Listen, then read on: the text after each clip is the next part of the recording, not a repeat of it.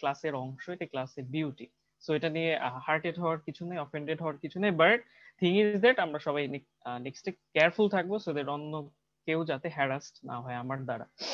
আর ঠিক আছে, সো আমরা এখন হচ্ছে কোশ্চেন গুলো ধরে ধরে সলভ করব। দেখেন প্রথম যে কোশ্চেন, এটা খুবই একটা কন্ট্রোভার্সিয়াল কোশ্চেন। এটা এটা আসলে অথেন্টিসিটি নিয়ে আমি এখনো ডামফাউন্ডেড, মানে আমি এখনো হচ্ছে কনফিউজড এটার অ্যান্সার নিয়ে, বাট তারপরে হচ্ছে টেক্সট বুক অনুযায়ী বা বিভিন্ন সোর্স থেকে এক্সপ্লেইন করি এটা। তো আপনারা সবাই জানেন, আমি একটু শুরু থেকে শুরু করি। বাংলাদেশের যে আয়তন, তাই না, বাংলাদেশ হচ্ছে আয়তনে পৃথিবীতে 195টা স্বাধীন দেশের মধ্যে আয়তনে বাংলাদেশ হচ্ছে 94, তাই না, 94তম। সো 94তম হচ্ছে আয়তনের দিক থেকে। সবাই জানেন আয়তনকে ইংরেজিতে বলা হয় এরিয়া, তাই না, এরিয়া, আর পপুলেশন মানে জনসংখ্যা। সো এরিয়ার দিক থেকে বাংলাদেশ হচ্ছে 94তম। বাংলাদেশের ঠিক পরে হচ্ছে নেপালের অবস্থান আয়তনের দিক থেকে, ওরা হচ্ছে 95তম, বাংলাদেশ হচ্ছে 94তম। তো 2014 সাল এবং 12-14 সালের দিকে আপনার মায়ানমার এবং হচ্ছে ভারতের সাথে আমাদের যে বঙ্গোপসাগর নিয়ে যে জলসীমা নিয়ে যে আমাদের যে ডিসপিউটটা ছিল, ওটার কিন্তু সুরাহা হয়, ওটা নিষ্পত্তি হয়। পরবর্তীতে বাংলাদেশের সীমানা মানে আয়তন কিন্তু বেড়ে যায়, বেড়ে গিয়ে 1,47,570 বর্গ কিলোমিটার থেকে সেটা এক্সটেন্ডেড হয়ে এটা পৌঁছায় 1,47,610 বর্গ কিলোমিটার। বর্তমানে বাংলাদেশের আয়তন হলো 1,47,610 বর্গ কিলোমিটার। তো 94তম আয়তনে বাংলাদেশ সারা বিশ্বের মধ্যে। এবং বাংলাদেশের সীমান্তবর্তী বা প্রতিবেশী দেশ হচ্ছে দুইটা, একটা হচ্ছে মায়ানমার আর একটা হলো বাংলাদেশ, এই ভারত। সো ভারত বাংলাদেশ থেকে ডিটাচড হয়েছে একটা নদীর মাধ্যমে, সেই নদীর নাম হচ্ছে হারিয়াভাঙ্গা নদী। হারিয়াভাঙ্গা নদী সম্পর্কে আজকে আমরা পড়বো। আর বাংলাদেশের সাথে মায়ানমার ডিটাচড হয়েছে বা ডিভাইডেড হয়েছে, বিভক্ত হয়েছে নাফ নদীর মাধ্যমে, এটা সবাই জানি আমরা। এন্ড একটা জিনিস মনে রাখবেন, বাংলাদেশের সাথে ভারতের এবং বাংলাদেশের সাথে মায়ানমারের যত ধরনের সম্পর্ক আছে, জিও পলিটিক্যাল সম্পর্ক, ইকোনমিক্যাল সম্পর্ক, ঠিক আছে, যত ধরনের সম্পর্ক আছে এগুলো কিন্তু আমাদেরকে জানতে হবে, কারণ এই দুইটা দেশ সম্পর্কে আমাদের খুব ভালোভাবে জ্ঞান রাখতে হবে, কারণ বিভিন্ন বড় বড় কম্পিটিটিভ এক্সামে এই দুইটা দেশ থেকে কোশ্চেন দেয়। সো মায়ানমার এবং ভারত হচ্ছে বাংলাদেশের সীমান্তবর্তী দেশ। এবং বাংলাদেশের সীমান্তবর্তী হচ্ছে ভারতের 5টা রাজ্য। বাংলাদেশের 3 দিকে ভারত অবস্থিত, উত্তর দিকেও ভারত, বাংলাদেশের পশ্চিম দিকে তো পশ্চিমবঙ্গই, তারপরে হচ্ছে বাংলাদেশের পূর্ব দিকেও ভারত অবস্থিত, এবং দক্ষিণ পূর্ব দিকে হচ্ছে মায়ানমারটা অবস্থিত। তো বাংলাদেশের 3 দিকেই ভারত অবস্থিত, এবং দক্ষিণ দিকে তো বঙ্গোপসাগরটাই অবস্থিত, বে অফ বেঙ্গল। এটা হচ্ছে বাংলাদেশের মানে বাংলাদেশের লোকেশন আর কি। সো মায়ানমারটা বাংলাদেশের দক্ষিণ পূর্ব দিকে অবস্থিত, আর বাংলাদেশের 3 দিকেই হচ্ছে উত্তর পূর্ব পশ্চিম, এই 3 দিকে হচ্ছে ভারত অবস্থিত। সো এগুলো নিয়ে ওইভাবে ডিটেলস আলোচনা আমরা করছি আগে, সো পুরোটা বলছি না। তো ভারতের সাথে বাংলাদেশের সীমান্তবর্তী জেলা হচ্ছে ভারতের সাথে হচ্ছে 30টা, মায়ানমারের সাথে বাংলাদেশের সীমান্তবর্তী জেলা হচ্ছে 3টা। টোটাল হচ্ছে 33টা হওয়ার কথা, বাট টোটাল হচ্ছে 32টা, কারণ রাঙামাটি একমাত্র জেলা বাংলাদেশে যেটা মায়ানমারের সাথেও কানেক্টেড, সেটা আবার ভারতের সাথেও কানেক্টেড। এই জন্য আছে রাঙামাটি একবার কাউন্টেড হয়, যার কারণে 33টা না হয়ে 32টা জেলা। সো ভারতের সাথে 30টা জেলা, বাংলাদেশের আর হচ্ছে মায়ানমারের সাথে 3টা, টোটাল 33টা না হয় টোটাল 32টা হবে, কারণ রাঙামাটি বাংলাদেশের সবচেয়ে বড় জেলা আয়তনে, সেটা মায়ানমারের সাথেও কানেক্টেড আর ইন্ডিয়ার সাথেও কানেক্টেড। সো এই যে বাংলাদেশের 32টা জেলা হচ্ছে সীমান্তবর্তী, এই 32টা জেলা সীমান্তবর্তী, এটা মনে রাখবেন সবাই। এবং বাংলাদেশের মোট সীমান্ত দৈর্ঘ্য কত, তাই না, বাংলাদেশের মোট সীমানা কত মানে কত বর্গ কিলোমিটার। তো এটার হচ্ছে অ্যান্সার হইলো, বাংলাদেশের মোট সীমান্ত হচ্ছে আপনার 5,138 বর্গ কিলোমিটার। এটা সবাই মনে রাখবেন, বাংলাদেশের মোট সীমানা 5,138 বর্গ কিলোমিটার, মানে কিলোমিটার, হ্যাঁ, 5,138 কিলোমিটার। এইটা মানে এটা অনেকগুলো সার্ভেতে, এক একটা সার্ভেতে এক একটা অ্যান্সার। যেমন BGP, Bangladesh border guard, so ওদের সার্ভেতে একটা অ্যান্সার, তারপরে ভূগোল বই, মাধ্যমিক ও ভূগোল বইতে একটা অ্যান্সার, বাংলাদেশের ভূমি মন্ত্রণালয় সেটাতে আরেকটা অ্যান্সার। সো সবগুলো থেকে সবচেয়ে যেটা রিলায়েবল মনে হয়েছে আমার, সেটার অ্যান্সার হচ্ছে 5,138 কিলোমিটার। বাংলাদেশের সীমানা হচ্ছে 5138 কিলোমিটার। এটা হচ্ছে মায়ানমার এবং ভারত দুইটা যৌথভাবে। তো এখন কোশ্চেন হইতে পারে যে ভারতের সাথে বাংলাদেশের সীমানা কত, মায়ানমারের সাথে বাংলাদেশের সীমানা কত। এই দুইটা জানার আগে আমাদেরকে জানতে হবে যে বাংলাদেশের রাজনৈতিক সীমানা কত, আর বাংলাদেশের হচ্ছে রাজনৈতিক, আরেকটা হচ্ছে অর্থনৈতিক সীমানা কত। কেউ অ্যান্সার বলতে পারবেন এই দুইটা, অর্থনৈতিক এবং রাজনৈতিক সীমানা? জি ভাই পারবো। বলেন বলেন। রাজনৈতিক রাজনৈতিক সীমানা হচ্ছে ওই 12 কিলোমিটার, আর অর্থনৈতিক সীমানা হ্যাঁ 200, হ্যাঁ 200 নটিক্যাল মাইল। ঠিক আছে, দুইটাই নটিক্যাল মাইল হবে। রাজনৈতিক সমুদ্র সীমা হচ্ছে সমুদ্র সীমা। হ্যাঁ সমুদ্র সীমা, হ্যাঁ এক্স্যাক্টলি সমুদ্র সীমা। বাংলাদেশের রাজনৈতিক সমুদ্র সীমা হচ্ছে 12 নটিক্যাল মাইল এবং বাংলাদেশের অর্থনৈতিক সমুদ্র সীমা হচ্ছে 200 নটিক্যাল মাইল। এই দুইটা কোশ্চেন আসে পরীক্ষায়।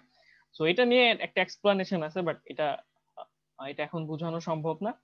আর যাই হোক, আপাতত অ্যাডমিশন লেভেলে জাস্ট এই দুটোই মনে রাখেন, 200 নটিক্যাল মাইল হচ্ছে অর্থনৈতিক সমুদ্র সীমা, আর রাজনৈতিক সমুদ্র সীমা হচ্ছে 12 নটিক্যাল মাইল।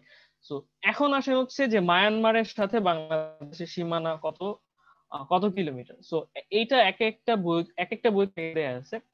কিছু বইতে 271 কিলোমিটার দেয়া আছে, কিছু বইতে আবার 280 কিলোমিটার দেয়া আছে। সো মাধ্যমিক এবং ভূগোল বই অনুযায়ী বাংলাদেশের সাথে মায়ানমারের সীমান্ত দৈর্ঘ্য হচ্ছে 280 কিলোমিটার। তো ঠিক আছে, এটাই হচ্ছে সবচেয়ে রিলায়েবল আমার কাছে মনে হয়েছে। তো 280 কিলোমিটার হবে এক নম্বরের অ্যান্সারটা। মিয়ানমারের সাথে বাংলাদেশের সীমান্ত দৈর্ঘ্য 280 কিলোমিটার। এখন কোশ্চেন হইতে পারে যে 271 যদি থাকতো, 280 যদি না থাকতো, তখন আপনারা কিন্তু 271 দিবেন, 280 যদি না থাকে ইন কেস। ঠিক আছে স্যার, যেটা সঠিক উত্তর ওইটা হচ্ছে আপনি একটু মার্ক করে দিয়েন, তাহলে ওদের পরবর্তী বুঝতে সুবিধা হবে। কাউন্ট করবে তো? ওকে ওকে ওকে, থ্যাংক ইউ ভাইয়া।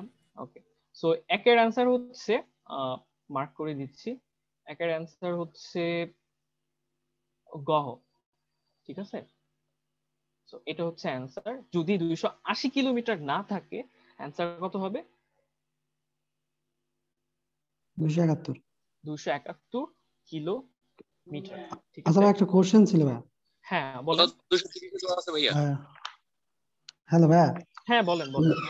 আপনি বললেন যে বাংলাদেশে হচ্ছে যে এর আগে মানে একটু আগে বলছিলেন যে বিশ্বে আয়তনের দিক থেকে বাংলাদেশের অবস্থান হচ্ছে 94তম 94, বলছিলেন না? হ্যাঁ হ্যাঁ হ্যাঁ, কিন্তু অ্যাকর্ডিং টু জুবাইরস জিকে, অ্যাকর্ডিং হ্যাঁ, টু জুবাইরস জিকে। কিন্তু আপনাকে ফোকাসের লেকচার সিটিতে আছে 90তম, আর বাংলা ও বিশ্ব পরিচয় উইকিপিডিয়া 92তম। তো কোনটা মানে কিভাবে দেবো, মানে 94তম দিবেন, 94তম দিবেন। আরেকটা ব্যাপার হইছে যে বাংলাদেশকে মানে স্বাধীনতা মানে স্বীকৃতি দিছে কোন দেশ সর্বপ্রথম? ভুটান। ভুটান আর ভুটান। হ্যাঁ, এটার কিন্তু অ্যান্সার কিন্তু ক্লিয়ারলি ভুটান হবে, কারণ নতুন করে কিন্তু গ্যাজেট পাস হইছে, তাই না? গ্যাজেট পাস হয়ে কিন্তু এটা বলে দেওয়া হয়েছে, এটা ভুটান আমাদেরকে।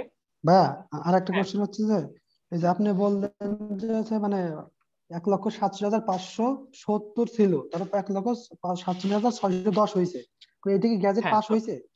এটা গ্যাজেট ভুক্ত হয় নাই, কিন্তু এটা আর কি এটাই সবাই আর কি ব্যবহার করতেছে বর্তমানে, এটা তো ভাইয়া গ্যাজেটেড যদি হয় নাই। মানে ঠিক আছে, একটু যদি করে মানে হ্যাঁ কোশ্চেন হইতে আপনার কোশ্চেন ভাই গ্যাজেট ভুক্ত না হইলে এটা বলাটা তো হ্যাঁ, রিস্কি হয়ে যায়, তাই না? কিন্তু জি এই ভাইয়া। ধরনের কোশ্চেন দিবে না পরীক্ষায়, ঢাকা ইউনিভার্সিটিতে দিবে না। ঠিক আছে, বাট এটা দিবে না, ঢাকা ইউনিভার্সিটি এরকম কন্ট্রোভার্সিয়াল কোশ্চেন দেয় না। আর যদি দেয় তাহলে হচ্ছে মানে ওটার অ্যান্সারটা মার্কসটা সবাই পায়, কোনো কোশ্চেন ভুল হইলে বা দুইটা উত্তর থাকলে ওটার মার্কসটা সবাইকে দিয়ে দেয়। ঠিক আছে, এটা নিয়ে কনফিউজ হওয়ার কিছু নেই। বাট দুইটাই রাইট, একটা গ্যাজেট ভুক্ত হয়েছে, একটা গ্যাজেটেড ভুক্ত হয় না। এখন এই ক্ষেত্রে আপনি যেটা করতে পারে, যেটা হচ্ছে মানে যদি অপশনে একটা থাকে, দুইটা অপশন মানে অপশনের ভেতরে, যেমন ধরেন 280 কিলোমিটার আছে, 271 কিলোমিটার নেই, এক্ষেত্রে 280 কিলোমিটার কিন্তু রাইট অ্যান্সার। তো যদি 610 বর্গ কিলোমিটার থাকে কিন্তু 570 না থাকে অপশনে, তখন কিন্তু 610 বর্গ কিলোমিটারই রাইট অ্যান্সার। আমার কথা বুঝতে পারছেন আপনি? জি ভাইয়া। হ্যাঁ, তখন কিন্তু এটা অ্যান্সার করবে। ওকে, জি ওকে। এক নাম্বার কোশ্চেনটা ডান। আচ্ছা, তারপর 2 নম্বর কোশ্চেনটা একটু খেয়াল করেন। 2 নম্বর কোশ্চেনটা বুঝার আছে অনেক কিছুই। সো ঢাকাস্থ কেন্দ্রীয় পাবলিক লাইব্রেরির নতুন নাম কি? সো এটার অ্যান্সার কি হবে বলেন তো? গ নাম্বার হবে না? Sheikh Fazilatunnesa public library. শেখ ফজিলাতুন্নেসা কে বলেন তো? শেখ ফজিলাতুন্নেসা শেখ মুজিবের স্ত্রী। স্ত্রী? সহধর্মিণী। আচ্ছা, আর মায়ের নাম কি শেখ মুজিবুর রহমানের? জাহেদা খাতুন। সাহেরা খাতুন। হ্যাঁ, তার বাবার নাম কি? লুৎফুর বঙ্গবন্ধুর রহমান। বাবা লুৎফুর রহমান। লুৎফুর রহমান। এগুলো কিন্তু ভালো করে দেখবেন। বঙ্গবন্ধুর কয় সন্তান বলেন তো? মানে 4 সন্তান। 5 সন্তান। 5 পাঁচ সন্তান, 3টে ছেলে 2টে মেয়ে। 3টা ছেলে আর 2টা মেয়ে। রাইট। 2টা মেয়ে, শেখ রেহানা আর হচ্ছে শেখ হাসিনা, কামাল, জামাল আর রাসেল, তাই রাসেল। না? হ্যাঁ, এই হচ্ছে 5জন তার সন্তান। আর বঙ্গবন্ধুরা কয় ভাই বোন ছিল বলেন তো? 2 ভাই 2 ভাই 4 বোন। 4 বোন। হ্যাঁ, 2 ভাই 4 বোন। আমরা 6, মানে বঙ্গবন্ধুর বাবা লুৎফুর রহমানের আর হচ্ছে সায়রা খাতুনের হচ্ছে 6 সন্তান ছিল। তো বঙ্গবন্ধু কত নাম্বার ছিল বলেন তো? ঠিক আছে, এগুলো খুবই সিম্পল কোশ্চেন, বাট এগুলো অনেকেই জানে না। তো এগুলো কিন্তু বই থেকে আপনারা হচ্ছে একটু বের করে করে পড়ে ফেলবেন। ঠিক আছে। তো বঙ্গবন্ধু জুলিও কুরি অ্যাওয়ার্ড কবে পেয়েছে বলেন তো? 73-এ। 73 আছে। অ্যাওয়ার্ড তো পাইছিল 72-এ, কিন্তু গ্রহণ করছে 73-এ। হ্যাঁ, এটা মনে রাখবেন। হ্যাঁ, 10 অক্টোবর হয়েছে। হ্যাঁ, মানে গ্রহণ করছে। 73-এ গ্রহণ করেছে, আর হচ্ছে 72-এ ওনাকে অ্যাওয়ার্ডেড করা হয়েছিল। তো আচ্ছা, 2 নম্বর কোণে ফিরে আসি। তো 2 নম্বর কোশ্চেনটা হচ্ছে ঢাকাস্থ কেন্দ্রীয় পাবলিক লাইব্রেরির নতুন নাম কি? তো আসলে বেসিক্যালি ঢাকাস্থ কেন্দ্রীয় পাবলিক লাইব্রেরিটা হচ্ছে বাংলাদেশের জাতীয় লাইব্রেরি, ন্যাশনাল লাইব্রেরি। তো এটা অবস্থিত হচ্ছে ঢাকার শাহবাগে। এবং এই লাইব্রেরিটা হচ্ছে কোন মিনিস্ট্রির অধীনে? এটা হচ্ছে আপনার কালচারাল যে অ্যাফেয়ার্স নামে আছে না, বাংলাদেশের যে কালচারাল অ্যাফেয়ার্স মিনিস্ট্রি, সংস্কৃতি বিষয়ক মন্ত্রণালয়, এই মন্ত্রণালয়ের অধীনে। তো এই আহ, কেন্দ্রীয় পাবলিক লাইব্রেরির নামটা ছিল আগে মানে কেন্দ্রীয় মানে সেন্ট্রাল লাইব্রেরির নাম ছিল, পরবর্তীতে নাম চেঞ্জ করে এটা নাম রাখা হয়েছে বেগম সুফিয়া কামাল পাবলিক লাইব্রেরি। তো 2 নম্বরের অ্যান্সারটা হবে বেগম সুফিয়া কামাল পাবলিক লাইব্রেরি। এবং এটা বাংলাদেশের জাতীয় লাইব্রেরি এবং বাংলাদেশের সবচেয়ে largest library, which is located in Shahbag. ঠিক আছে, ওকে। আর এই এই হচ্ছে এই লাইব্রেরিতে সবাই পড়তে যেতে পারে, শুধুমাত্র সরকারি ছুটির দিন এবং শুক্রবার হচ্ছে ক্লোজ ডাউন থাকে, মানে বন্ধ থাকে। আর এই বই এখানে আপনারা পড়তে গেলে আপনারা হচ্ছে আহ, সাথে করে বই নিয়ে যাইতে পারবেন, কিন্তু বইয়ের উপরে যে কাভার পেজ, রঙিন কাভার পেজ, সেটা থাকা যাবে না। সো কাভার পেজ বিহীন বই নিয়ে যেতে পারবেন। আর ঠিক আছে, এটা একটা মানে এটা জানা দরকার সব। সো যদি কোশ্চেন হয় বাংলাদেশের সবচেয়ে বড় লাইব্রেরির নাম কি, অ্যান্সার কি হবে? Begum Sufia Sufia Kamal public public library, library. আচ্ছা, এটা কোথায় অবস্থিত? ঢাকা শাহবাগে। ঢাকা শাহবাগে, বাংলাদেশের সবচেয়ে বড় লাইব্রেরি এটাই। ওকে, তারপর হচ্ছে পার্থ ভাই। হ্যাঁ বলেন ভাইয়া। আচ্ছা ভাই, এটা হচ্ছে যে প্রশ্নটা 4টার মধ্যে সলিউশন করে দিয়েন, হ্যাঁ। আর এরপরে হচ্ছে ওদের তরফ থেকে কোনো প্রশ্ন যদি থাকে ওইগুলো সলিউশন করে দিতে হবে। হ্যাঁ, এবং হ্যাঁ, হচ্ছে যে কারণ আমাদের ক্লাস তো 2 ঘন্টা অলরেডি, 3:30 প্লাস বাজে। তো 4টার মধ্যে কোশ্চেনটা সলিউশন করে দিলে ভালো হয়। আর পরবর্তীতে ওদের তরফ থেকে কোনো কোশ্চেন থাকলে ওইটা, এবং হচ্ছে ওরা যদি কোনো টপিক রিভিউ করতে বলে যে টপিকটা রিভিউ করা উচিত, তাহলে ওই টপিকটা, ঠিক আছে? আচ্ছা ঠিক আছে। আচ্ছা, ওকে। আমি হচ্ছে আপনাদেরকে প্রথমে 30টা কোশ্চেন আমি আমার মতো করে পড়াই, হ্যাঁ। তো মানে আই হোপ যে আপনারা সবকিছুই পারেন, জানেন, বাট আমি তারপরে হচ্ছে যেটা গুরুত্বপূর্ণ এগুলো আমি একটু আপনাদের সাথে ডিসকাস করি, মানে একটু এক্সপ্লেইন করতে করতে 30টা কোশ্চেন আলোচনা করি। দেন হচ্ছে আপনাদের পার্সোনাল কোনো প্রবলেম কনফিউশন থাকলে আপনারা হচ্ছে ওগুলো জিজ্ঞেস করবেন আফটার মানে ডিসকাশন অফ দিস 30 কোশ্চেন। বুঝতে পারছেন? ওকে। তো এই এখন এই 30টা কোশ্চেন রিলেটেড কোনো কোশ্চেন যদি থাকে সেটাও আমাকে জিজ্ঞেস করতে পারেন, এই মুহূর্তে কোনো প্রবলেম নাই। বাট কোশ্চেন রিলেটেড না, কিন্তু অন্য কোনো জায়গায় আপনার প্রবলেম, সেটা 30 মিনিট পরে আমাকে জিজ্ঞেস করেন, 30টা কোশ্চেনের পর। ওকে, সমস্যা নেই, আল্লাহ ভরসা। সবাই সবাইকে আসসালামু আলাইকুম। ওয়ালাইকুম সালাম। আসসালাম। ঠিক আছে, তো 3 নম্বর কোশ্চেনটা একটু দেখেন সবাই। জাতীয় পতাকা বাংলাদেশের।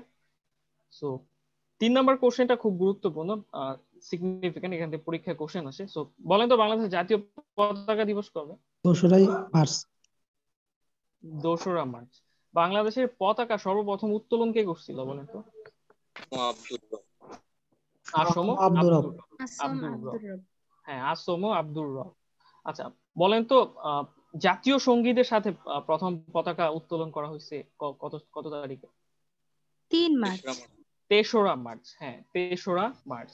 3রা মার্চ হচ্ছে কোথায় উত্তোলন করা হয়েছিল? ঢাকা বিশ্ববিদ্যালয় কলা ভবনে। পল্টন ময়দান। ক্লোজিং হ্যাঁ, এটি মি তো একটু খেয়াল করেন এইখানে যে আপনার কনফিউজ হয়ে গেছেন।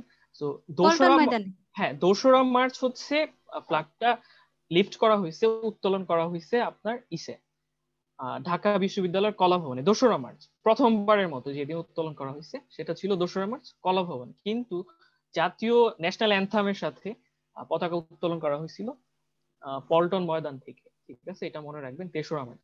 সো আমাদের জাতীয় পতাকা হচ্ছে 2 প্রকার ছিল। মানে প্রথমে কিন্তু যখন 1971 সালে মেজর জেমস ট্রেনেল যখন পতাকাটা প্রথম এঁকেছিলেন, মানে বাংলাদেশের পতাকার প্রথম এঁকেছিলেন হচ্ছে মেজর জেমস ট্রেনেল। তো এই মেজর জেমস ট্রেনেল পতাকা যখন আঁকছে তখন তার সেই একটা পতাকা ডিজাইন করছিল। পরবর্তীতে শিবনারায়ণ দাস একটা পতাকা ডিজাইন করছে। 1971 সালে যে পতাকাটা আমরা দেখি ওটার ডিজাইনার ছিল শিবনারায়ণ দাস। তো শিবনারায়ণ দাস যে ফ্ল্যাগটা ডিজাইন করেছিল সেই ফ্ল্যাগের ভেতরে দেখবেন একটা ম্যাপ ছিল, বাংলাদেশ একটা ম্যাপ ছিল। তো কোশ্চেন হয় মানচিত্র খচিত ফ্ল্যাগের ডিজাইনার কে? অ্যান্সার কি হবে? শিবনারায়ণ দাস।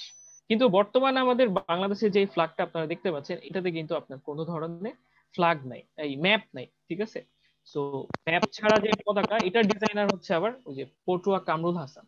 তো বাংলাদেশে বর্তমান যে ফ্ল্যাগটা সেটার ডিজাইনার পটুয়া কামরুল হাসান। আমার বাংলাদেশের ফ্ল্যাগের কিন্তু একটা রেশিও আছে, রেশিও মানে অনুপাত আছে, যেমন দৈর্ঘ্যের এবং প্রস্থের অনুপাত আছে। দৈর্ঘ্য হচ্ছে বাংলাদেশের পতাকার 5 আর প্রস্থ হচ্ছে 3, সো 5:3।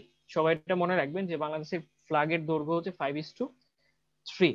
এবং বাংলাদেশের ফ্ল্যাগের ভেতরে যে বৃত্তটা দেখতে পাচ্ছেন, লাল বৃত্তটাই, এই বৃত্তটা কিন্তু একদম মাঝখানে অবস্থিত না, মানে একটু রাইট সাইডের দিকে একটু অবস্থিত বেশি। কারণ হলো যে বাতাসে যখন ফ্ল্যাগটা আপনার মানে আন্দোলিত হয় তখন হচ্ছে ভাসে, তখন হচ্ছে ওই রেড বৃত্তটা যাতে মাঝখানে থাকে, এই জন্য যে রেড বৃত্তটা, লাল বৃত্তটা, এটা হচ্ছে একটু লেফট সাইডে আর কি, মাঝখানে না, একটু রাইট সাইডে একটু আগানো। তো এটা কিন্তু অনেকেই আমরা জানি না, বাট এটা সত্য, ট্রু। সো যাই হোক, বাংলাদেশের পতাকার প্রথম যিনি ডিজাইন করছে তার নাম হচ্ছে মেজর জেমস ট্রেনেল।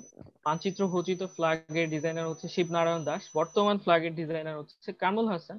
পতাকার দৈর্ঘ্য এবং প্রস্থের অনুপাত হচ্ছে 5:6। বাংলাদেশের ফ্ল্যাগের সাথে জাপানের ফ্ল্যাগের মিল আছে। বাংলাদেশের পতাকা দিবস 2রা মার্চ। ঠিক আছে, এবং যখন হচ্ছে কালো দিবস পালন করা হয়, ন্যাশনাল মার্নিং ডে পালন করা হয়, অবজার্ভ করা হয় অ্যাক্রস দ্য কান্ট্রি বাংলাদেশে, তখন হচ্ছে পতাকাগুলো অর্ধনমিত থাকে। কিন্তু পৃথিবীর একটা দেশের পতাকা কখনো হচ্ছে অর্ধনমিত থাকে না, সেটা হচ্ছে সৌদি আরবের ফ্ল্যাগ। কারণ সৌদি আরবের ফ্ল্যাগের ভেতরে লা ইলাহা ইল্লাল্লাহু মুহাম্মাদুর রাসূলুল্লাহ লেখা থাকে, যার কারণে সৌদি আরবের ফ্ল্যাগ কখনো অর্ধনমিত হয় না। এগুলো খুবই সহজ। এখন যেটা সবচেয়ে গুরুত্বপূর্ণ কোশ্চেন, এই কোশ্চেনটা পরীক্ষা আসতে পারে, যে বাংলাদেশের জাতীয় পতাকা কবে গৃহীত হয়? আসলে বেসিক্যালি গৃহীত হয় হচ্ছে 17ই জানুয়ারি 1972। সো 3-এর অ্যান্সার, এটা পরীক্ষার জন্য খুব গুরুত্বপূর্ণ। বাংলাদেশের জাতীয় পতাকা কবে গৃহীত হয়? 17ই জানুয়ারি 1972। ক্লিয়ার? জি ভাইয়া। ওকে, আচ্ছা বলেন তো শিশু দিবস কবে বাংলাদেশে? 17ই মার্চ। বঙ্গবন্ধুর জন্মদিন যেই দিন, সেদিনই হচ্ছে বাংলাদেশে শিশু দিবস পালন করা হয়। তো তারপর হচ্ছে 4 নম্বর কোশ্চেনটা একটু খেয়াল করেন, নদী নিয়ে। সো নদীর টপিকটা খুব গুরুত্বপূর্ণ, ঢাকা ইউনিভার্সিটির জন্য খুব গুরুত্বপূর্ণ। এখান থেকে একটা কোশ্চেন আসে নদী নিয়ে। সো বাংলাদেশ একটা নদীমাতৃক দেশ, রিভার রাইন কান্ট্রি। সো বাংলাদেশকে বলা হয় ভাটির দেশ, কারণ বাংলাদেশের সব চারদিকে হচ্ছে নদী দ্বারা বেষ্টিত, নদী নালা খাল দ্বারা বেষ্টিত, সমুদ্র দ্বারা বেষ্টিত, মানে বঙ্গোপসাগর দিয়ে বেষ্টিত, যার কারণে বাংলাদেশকে বলা হয় ভাটির দেশ। সো বাংলাদেশে অনেক নদী আছে, তাই না? অনেক নদী। সো অনেক নদীর মধ্যে যেটা পরীক্ষায় আসে যে পদ্মা এবং মেঘনা, পদ্মা এবং যমুনা কোন দুইটা জায়গায় মিলিত হয়েছে, এই কোশ্চেনটা পরীক্ষায়। গলন্দ নিকটে। আচ্ছা, আমি আস্তে আস্তে বলি। পদ্মা এবং হচ্ছে যমুনা, তাই না? পদ্মা এবং যমুনা নদী, এই দুইটা নদী হচ্ছে বাংলাদেশে কোন জায়গায় মিলিত হয়েছে? গলন্দর কাছে। গোয়ালন্দ কোন জেলাতে? রাজবাড়ী জেলা। রাজবাড়ী জেলাতে অবস্থিত। তো এটা মনে রাখবেন যে পগজ, এভাবে মনে রাখবেন, পগজ। পতে পদ্মা, গতে গোয়ালন্দ, আর অন্ত্যেষ্টিয় জতে হচ্ছে যমুনা। পগজ, পদ্মা, গোয়ালন্দ, যমুনা, এভাবে মনে রাখবেন পগজ। সো পদ্মা এবং যমুনা মিলিত হয়েছে গোয়ালন্দ রাজবাড়ি নামক জায়গায়। সো মিলিত হয়ে পদ্মা মানে যমুনা বিলীন হয়ে মানে যমুনা নাম মানে পদ্মা এবং যমুনা মিলিত হয়ে পদ্মা নাম ধারণ করে, ঠিক আছে। এবং পরবর্তীতে পদ্মা হচ্ছে আবার মেঘনার সাথে চাঁদপুর নামক জায়গায় মিলিত হয়। তো যদি কোশ্চেন হয় পদ্মা এবং মেঘনা কোথায় মিলিত হয়েছে, চাঁদপুর। চাঁদপুরে, ঠিক আছে। এই দুইটা কোশ্চেন খুব গুরুত্বপূর্ণ। পদ্মা এবং যমুনা কোথায় মিলিত হয়েছে, পদ্মা এবং মেঘনা কোথায় মিলিত হয়েছে, পদ্মা ও মেঘনা মিলিত হয়েছে চাঁদপুরে, পদ্মা এবং যমুনা মিলিত হয়েছে গোয়ালন্দ রাজবাড়িতে। এবার আসেন হচ্ছে যে আরো একটা নদী, যেটা হচ্ছে বলেন তো ভৈরব নামক জায়গায় কোন দুইটা নদী মিলিত হয়েছে? সুরমা, ব্রহ্মপুত্র ব্রহ্মপুত্র, হ্যাঁ পুরাতন ব্রহ্মপুত্র, আর কালনী নামে হ্যাঁ পুরাতন ব্রহ্মপুত্র নদী এবং মেঘনা নদী, মেঘনা এবং পুরাতন ব্রহ্মপুত্র নদী মিলিত হয়েছে আবার ভৈরব নামক জায়গায়, ঠিক আছে। ভৈরব, ভৈরব হচ্ছে কিশোরগঞ্জ, হ্যাঁ ভৈরব হচ্ছে কিশোরগঞ্জের একটা উপজেলা। সো ভৈরব নামক জায়গায়, এই কে দুষ্টু ছেলে, মিউট করো। সো যেটা বলছিলাম ভৈরব নামক জায়গায় আপনার হচ্ছে দুইটা নদী মিলিত হয়েছে, একটা হচ্ছে পুরাতন ব্রহ্মপুত্র আর একটা হলো মেঘনা নদী। সো মেঘনা এবং পুরাতন ব্রহ্মপুত্র মিলিত হয়ে আবার নাম ধারণ করছে মেঘনা। আপনার মেঘনাই নাম ধারণ করছে। পরবর্তীতে আবার মেঘনা চাঁদপুরে গিয়ে পদ্মার সাথে মিলিত হয়ে আবার পদ্মা নাম ধারণ করছে, ঠিক আছে। কিন্তু এই যে দেখেন সুরমা আবার কুশিয়ারা নদী, এই দুইটা নদী দেখেন আবার মিলিত হয়ে কি নাম ধারণ করছে, কালনী নাম ধারণ করছে, মেঘনা নাম ধারণ করছিল, ঠিক আছে। এই যে সুরমা এবং কুশিয়ারা নদী মেঘনা নাম ধারণ করছিল। আসলে বেসিক্যালি উৎপত্তি স্থলে মেঘনার নাম ছিল বরাক, তাই না? উৎপত্তি স্থলে মেঘনার কি নাম ছিল? বরাক। বরাক। পরবর্তীতে সিলেটে এসে এই বরাক নদীটা দুই ভাগে বিভক্ত হয়ে যায়। ওই দুই ভাগটাই হচ্ছে একটা হলো সুরমা আর একটা কুশিয়ারা। সো বেসিক্যালি মেঘনা নদীটা প্রবেশ করছে বাংলাদেশে কোন জেলা দিয়ে? সিলেট জেলা দিয়ে, সিলেট দিয়ে। হ্যাঁ সিলেটে যখন প্রবেশ করছে তখন হচ্ছে দুই ভাগে বিভক্ত হয়ে যায়, একটা সুরমা একটা কুশিয়ারা। পরবর্তীতে সুরমা এবং কুশিয়ারা আবার মিলিত হয়ে মেঘনা নাম ধারণ করে, মেঘনা নাম ধারণ করে পুরাতন ব্রহ্মপুত্রের সাথে গিয়ে কানেক্টেড হয়ে আবার নাম হয়ে যায় মেঘনা। তো মেঘনা আবার পদ্মার সাথে কানেক্টেড হয়ে নাম হয়ে যায় পদ্মা, এবং পদ্মা পরবর্তীতে কোথায় গিয়ে মিলিত হয়? বঙ্গোপসাগরে গিয়ে মিলিত হয়। সো বুঝতে পারছেন ব্যাপারটা? সো তাহলে আবার বলি সহজ করে, প্রথমে ভারতের দিকে ছিল মেঘনা নদীটা বরাক নামে, তো পরে বরাক নদীটা সিলেটে প্রবেশ করে হয়ে যায় সুরমা এবং কুশিয়ারা নদী। পরবর্তীতে আবার সুরমা কুশিয়ারা মিলিত হয়ে যায় মেঘনা, মেঘনার সাথে পরবর্তীতে আবার ব্রহ্মপুত্র নদী ভৈরবে মিলিত হয়, মিলিত হয়ে নাম হয়ে যায় মেঘনা। মেঘনা আবার চাঁদপুরে গিয়ে পদ্মার সাথে মিলিত হয়ে নাম হয়ে যায় পদ্মা। এইটুকু কি ক্লিয়ার? আচ্ছা এবার যে কোশ্চেনটা খেয়াল করবেন যে সুরমা এবং কুশিয়ারা নদী, এই দুইটা নদী মিলিত হয়েছে কোথায় বাংলাদেশে? আজমিরিগঞ্জে। আজমিরিগঞ্জ, হ্যাঁ অ্যান্সার রাইট। কিন্তু এটার আজমিরিগঞ্জটা বাংলাদেশের কোন জেলায়?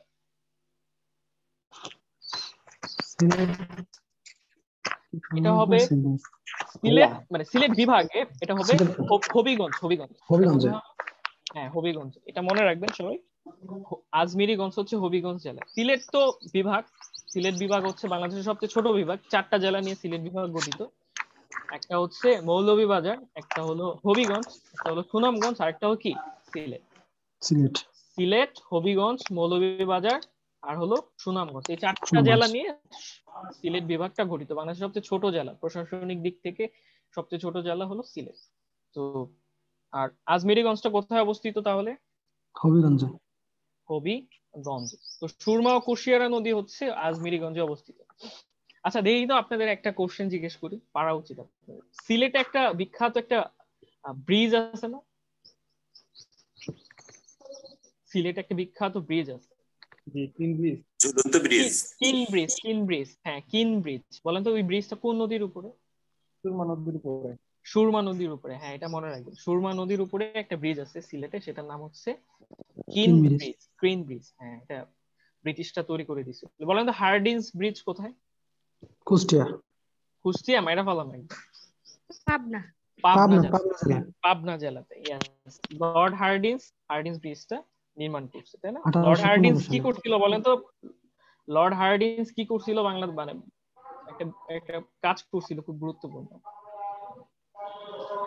লর্ড হার্ডিন্স এই যে বঙ্গভঙ্গ বঙ্গভঙ্গ রদ করছিল। বঙ্গভঙ্গ রদ করছিল 1911 সালে। ওকে, তারপরে হচ্ছে 5 নাম্বার কোশ্চেনটা আসেন একটু সবাই দেখি। সো 5 নাম্বার কোশ্চেনটা দেখেন, একটা দ্বীপের নাম বলা আছে। কি দ্বীপ বলেন তো এটা? দক্ষিণ তালপট্টি দ্বীপ। দক্ষিণ তালপট্টি দ্বীপ। একটু ওয়েট করেন।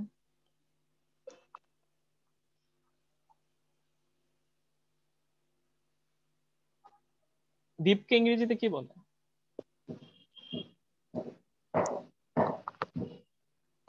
What is the English name of দ্বীপ? আইল্যান্ড, তাই না? আইল্যান্ড। বলেন পেনিনসুলা শব্দের অর্থ কি? পেনিনসুলা, পেনিনসুলা, পেনিনসুলা মানে হচ্ছে আপনার উপদ্বীপ। উপদ্বীপ, দ্বীপ, দ্বীপের দ্বীপের তো চারদিকে পানি থাকে, তাই না? তো দ্বীপের চারদিকে পানি থাকবে, কিন্তু উপদ্বীপের হচ্ছে চারদিকে পানি থাকে, কিন্তু এক দিক হচ্ছে স্থলের সাথে কানেক্টেড থাকে। ওটাকে বলা হয় হচ্ছে আপনার পেনিনসুলা বা উপদ্বীপ। উপদ্বীপ হচ্ছে মানে চারদিকেই পানি থাকবে, বাট একটা দিক হচ্ছে মানে কোন একটা ভূখণ্ডের সাথে কানেক্টেড থাকবে, ঠিক আছে? সো ওইটাকে বলা হয় উপদ্বীপ। ক্লিয়ার? সো উপদ্বীপকে ইংরেজিতে বলে পেনিনসুলা।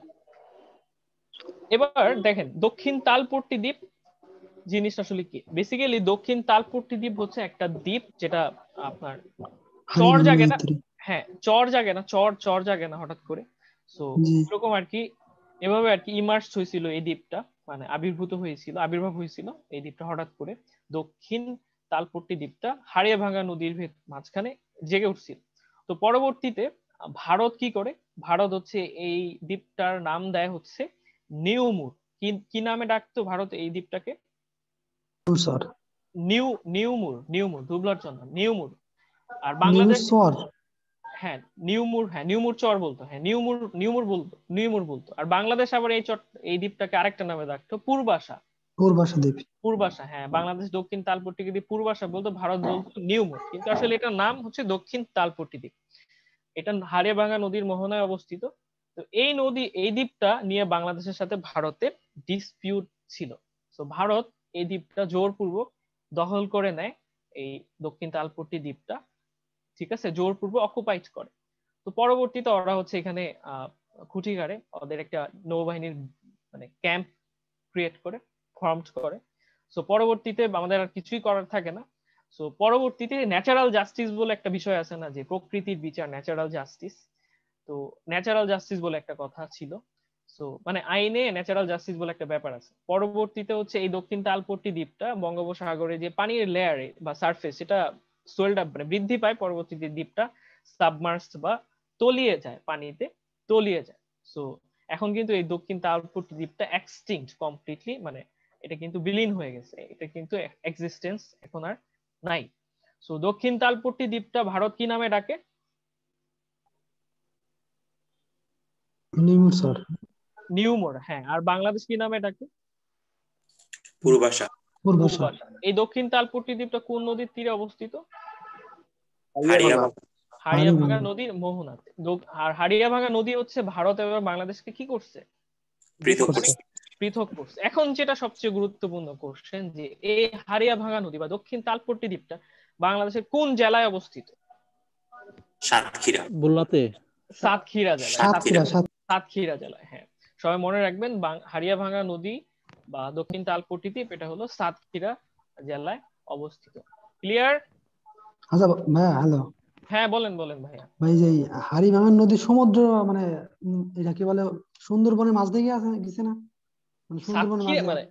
মানে না, সুন্দরবনের মাঝখানে দিয়ে নাই, ঠিক আছে। তো ভাই একটা কোশ্চেন আসছিল যে সুন্দরবনের মাঝে কয়টা নদী আছে?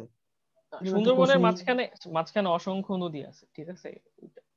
ওটা ওইখানে পাঁচটা অ্যান্সার দেওয়া ছিল, পাঁচটা। হ্যাঁ, আচ্ছা, ওকে। যেটি জিনিসটা খেয়াল করতে হবে, সেই জিনিস, নদীর নাম নিয়ে অনেক কোশ্চেন আছে, যেগুলো সবচেয়ে গুরুত্বপূর্ণ। যেমন ধরেন মহাস্থানগড় বগুড়াতে অবস্থিত, এই মহাস্থানগড়ের পাশে কিন্তু একটা নদী আছে, সেই নদীর নাম কি বলেন তো? মহাস্থানগড় বগুড়ার যে বাংলাদেশের করতোয়া। করতোয়া নদী, হ্যাঁ করতোয়া নদী হচ্ছে মহাস্থানগড়ের পাশ দিয়ে প্রবাহিত হয়েছে। বলেন তো মংলা বন্দরটা কোন নদীর তীরে অবস্থিত? পায়রা ভাইয়া। মংলা বন্দর পায়রা নদীর তীরে রূপসা অবস্থিত না, না রূপসা পশুর নদীর তীরে, পশুর নদীর তীরে। মংলা বন্দর পশুর নদীর তীরে অবস্থিত। সো মংলা বন্দর তো আপনার বাগেরহাট জেলায়, আর পায়রা পায়রা নদীটা হচ্ছে ওই যে পটুয়াখালীতে অবস্থিত। পায়রা বন্দর যেটা তৃতীয় সমুদ্র বন্দর, গভীরতম সমুদ্র বন্দর বাংলাদেশের, পায়রা সমুদ্র বন্দর, এটা হচ্ছে পায়রাটা হচ্ছে পটুয়াখালীতে, এটা কিন্তু মংলার সাথে কানেক্টেড না। তো এই দুইটাই মনে রাখেন, মহাস্থানগড় করতোয়াতে, মংলা সমুদ্র বন্দর হচ্ছে পশুর নদীর তীরে অবস্থিত। ঠিক আছে, এই দুইটা পরীক্ষায় আসে প্রথম। তারপর 6 নাম্বার কোশ্চেনটা একটু খেয়াল করেন। বুঝতে কি প্রবলেম হচ্ছে আপনাদের? না ভাই বুঝতেছি। তারপরে হচ্ছে একটু খেয়াল করি আমরা 6 নম্বর 6 নাম্বার কোশ্চেনটা। 6 নাম্বার কোশ্চেনটা বলেন তো কি হবে?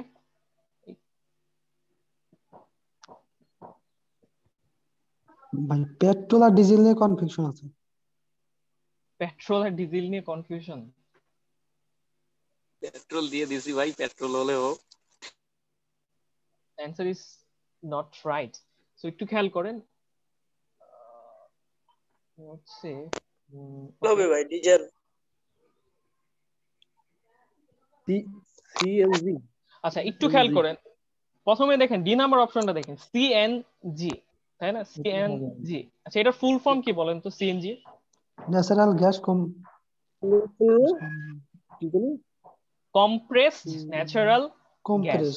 Compress compressed compressed natural gas gas, ঠিক আছে, কম্প্রেসড ন্যাচারাল গ্যাস। আচ্ছা আপনারা নাম শুনছেন না যে ওজোন স্তর? ওজোন স্তর, জি ভাইয়া। ওজোন লেয়ারের সাংকেতিক চিহ্ন কি বলেন তো? O3। O3।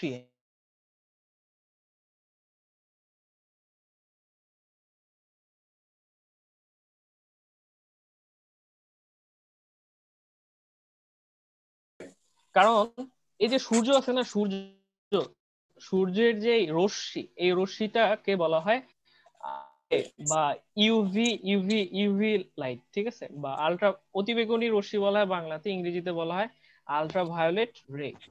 এই যে ইউভি রেটা বা অতিবেগুনি রশ্মিটা সূর্য থেকে যখন তাপ পৃথিবীতে প্রবেশ করে, তখন ওই সূর্যের আলোর সাথে ওই অতিবেগুনি রশ্মিটাও কিন্তু পৃথিবীতে প্রবেশ করে, এবং ওই আলট্রা ভায়োলেট রে এর কারণে পৃথিবী কি হয়, পৃথিবী অনেক উত্তপ্ত হয়ে যায়, এবং পৃথিবীতে এই যে আপনার ক্যান্সার, বিভিন্ন ধরনের স্কিন ডিজিজ, মাথার চুল পড়ে যায়, আরো অনেকগুলো মানে বেসিক্যালি পৃথিবী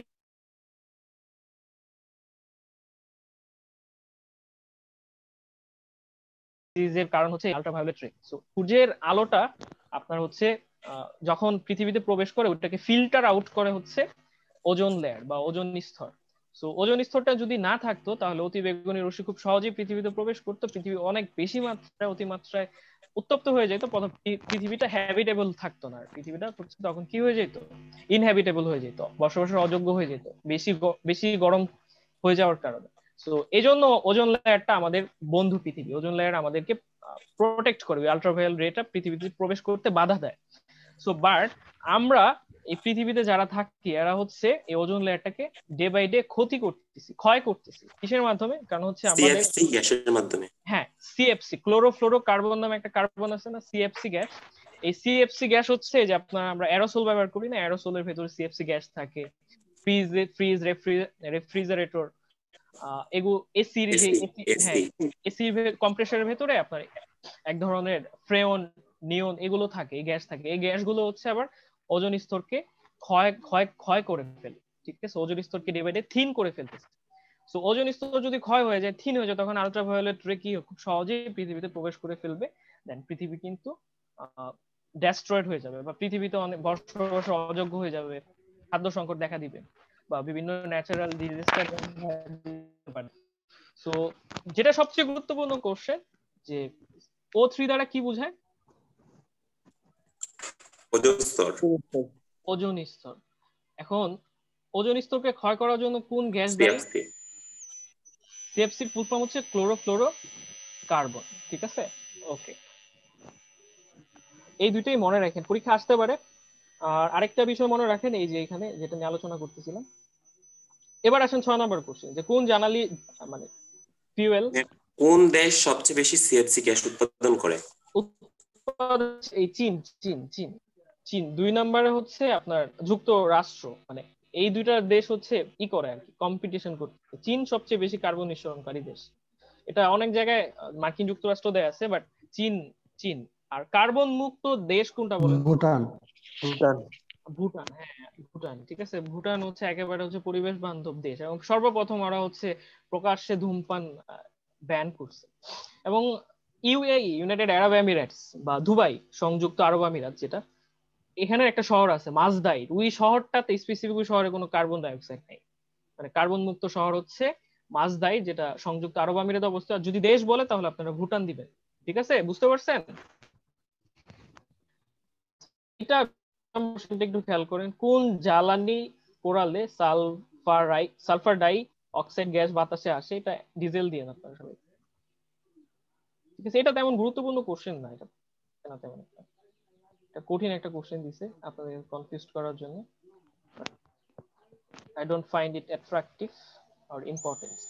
So 7 নম্বর কোশ্চেনটা একটু খেয়াল করেন, প্রাচীন বাংলার কোন এলাকা কর্ণ সুবর্ণ নামে কথিত হতো? সো মুর্শিদাবাদ। মুর্শিদাবাদ, হ্যাঁ এটার অ্যান্সার মুর্শিদাবাদ হবে, বাট এভাবে বললে তো হবে না, এক্সপ্লেইন করতে হবে। সো কর্ণ সুবর্ণ রাজধানী ছিল যখন গৌড় বংশ ছিল না, গৌড় বংশ, যে প্রাচীন বাংলাতে যেমন বংশ ছিল না, প্রথম বংশ ছিল কি? মৌর্য বংশ, গুপ্ত বংশ, মৌর্য বংশ, গুপ্ত বংশ, গৌড় বংশ, পাল বংশ, সেন বংশ। এদের পরে আসলো কারা? এদের পরে আসলো হচ্ছে আপনার মুসলিম শাসনের গোড়াপত্তন, সুলতানরা শাসন করলো, তাই না? সুলতানদের পরে আসলো মোগলরা, তাই না? মোগলদের পরে আসলো ব্রিটিশ নবাবরা, নবাবদের পরে আসলো ব্রিটিশরা।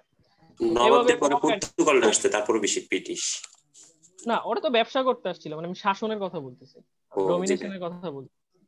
সো তাই না, এভাবে তারপরে হচ্ছে আপনার ভারত পাকিস্তান ভাগ হইলো, তারপরে হচ্ছে পূর্ব পাকিস্তানের অধীনে ছিলাম, তারপর বাংলাদেশের আপনার হচ্ছে জন্ম হয়েছে। এটাই হচ্ছে আর কি আপনার সিকোয়েন্স। তো প্রাচীন ভারত মানে বাংলায় আপনার তখন হচ্ছে যে বংশগুলো ছিল, সর্বপ্রথম রাজবংশ ছিল হচ্ছে আপনার মৌর্য বংশ, তারপরে ছিল গুপ্ত বংশ, গৌড় বংশ, পাল বংশ, সেন বংশ। সেন বংশ ছিল শেষ হিন্দু রাজবংশ। তো এই যে গৌড় বংশটা ছিল না, এই গৌড়ের রাজধানীর নাম ছিল আপনার কর্ণ সুবর্ণ। গৌড় রাজবংশটা ছিল না, ওই গৌড় রাজবংশের রাজধানী কি ছিল? কর্ণ সুবর্ণ। কর্ণ সুবর্ণ। এবং গৌড় বংশের একজন রাজা ছিল না, শশাঙ্ক, যার যার উপাধি হচ্ছে রাজা ধীরাজ। নাম শুনছেন আপনার? শশাঙ্ক, শশাঙ্ক, শশাঙ্ক ছিল গৌড় বংশের রাজা, এবং এই শশাঙ্কই কর্ণ সুবর্ণকে রাজধানী করে। এবার মানে কর্ণ সুবর্ণের লোকেশনটা বলি, যেমন বাংলাদেশে যে চাঁপাইনবাবগঞ্জ জেলাটা ছিল না? Hello everyone. হ্যাঁ জি ভাই। বাংলাদেশের চাঁপাইনবাবগঞ্জ, তারপরে হচ্ছে ভারতের মুর্শিদাবাদ, তারপরে হচ্ছে মালদাহ, তারপরে হচ্ছে বর্ধমান, হ্যাঁ তারপরে নদিয়া, এগুলো ছিল আপনার কর্ণ সুবর্ণের সাথে কানেক্টেড, কর্ণ সুবর্ণ লোকেশন। সো কোশ্চেন যেটা আসতে পারে যে চাঁপাইনবাবগঞ্জের পূর্ব নাম কি ছিল? অ্যান্সার কি দিবেন? কর্ণ সুবর্ণ। কর্ণ সুবর্ণ, হ্যাঁ, মানে কর্ণ সুবর্ণের অধীনে ছিল চাঁপাইনবাবগঞ্জ বর্তমানে। এখন চাঁপাইনবাবগঞ্জের নাম কিন্তু আবার চেঞ্জ করে ফেলছে, এখন কিন্তু শুধু নবাবগঞ্জ হয়ে গেছে। এবং এই চাঁপাইনবাবগঞ্জের দিয়ে কিন্তু পদ্মা সেতু বাংলাদেশে প্রবেশ করছে, এবং বাংলাদেশের সর্বপ্রথম আর্সেনিকটা ডিটেক্টেড হয়েছে এই এই চাঁপাইনবাবগঞ্জ জেলায়। আর্সেনিক প্রথম ডিটেক্টেড হয়েছে চাঁপাইনবাবগঞ্জে, শনাক্তকরণ হয়েছে। ঠিক আছে, বুঝতে পারছেন আমার কথা? জি ভাই। ওকে, আচ্ছা বলেন তো, নালন্দা বিশ্ববিদ্যালয় আছে না, পৃথিবীর সবচেয়ে প্রাচীন বিশ্ববিদ্যালয় নালন্দা বিশ্ববিদ্যালয়, এটা কোথায় অবস্থিত বলেন তো? ভারতের কোন রাজ্যে অবস্থিত? ভারতের মুর্শিদাবাদ। না, মুর্শিদাবাদে না, এটা ভারতের বিহার রাজ্যে অবস্থিত, এটা মনে রাখেন সবাই। কোথায়? বিহার। বিহারে অবস্থিত। বলেন তো পানিপথ কোথায় অবস্থিত? ভাইয়া প্রাচীন, হ্যাঁ বলেন, কোশ্চেন বলেন। ভারতের বিহারে। হ্যাঁ, বিহার রাজ্যে নালন্দা বিশ্ববিদ্যালয় পৃথিবীর সবচেয়ে প্রাচীন বিশ্ববিদ্যালয়, এবং এই বিশ্ববিদ্যালয়ের ভিসি কিন্তু আপনার ওই যে অমর্ত্য সেন। ভাইয়া আল আজহার বিশ্ববিদ্যালয় না? আল আজহার বিশ্ববিদ্যালয় তো মিশরে অবস্থিত, ওইটা না।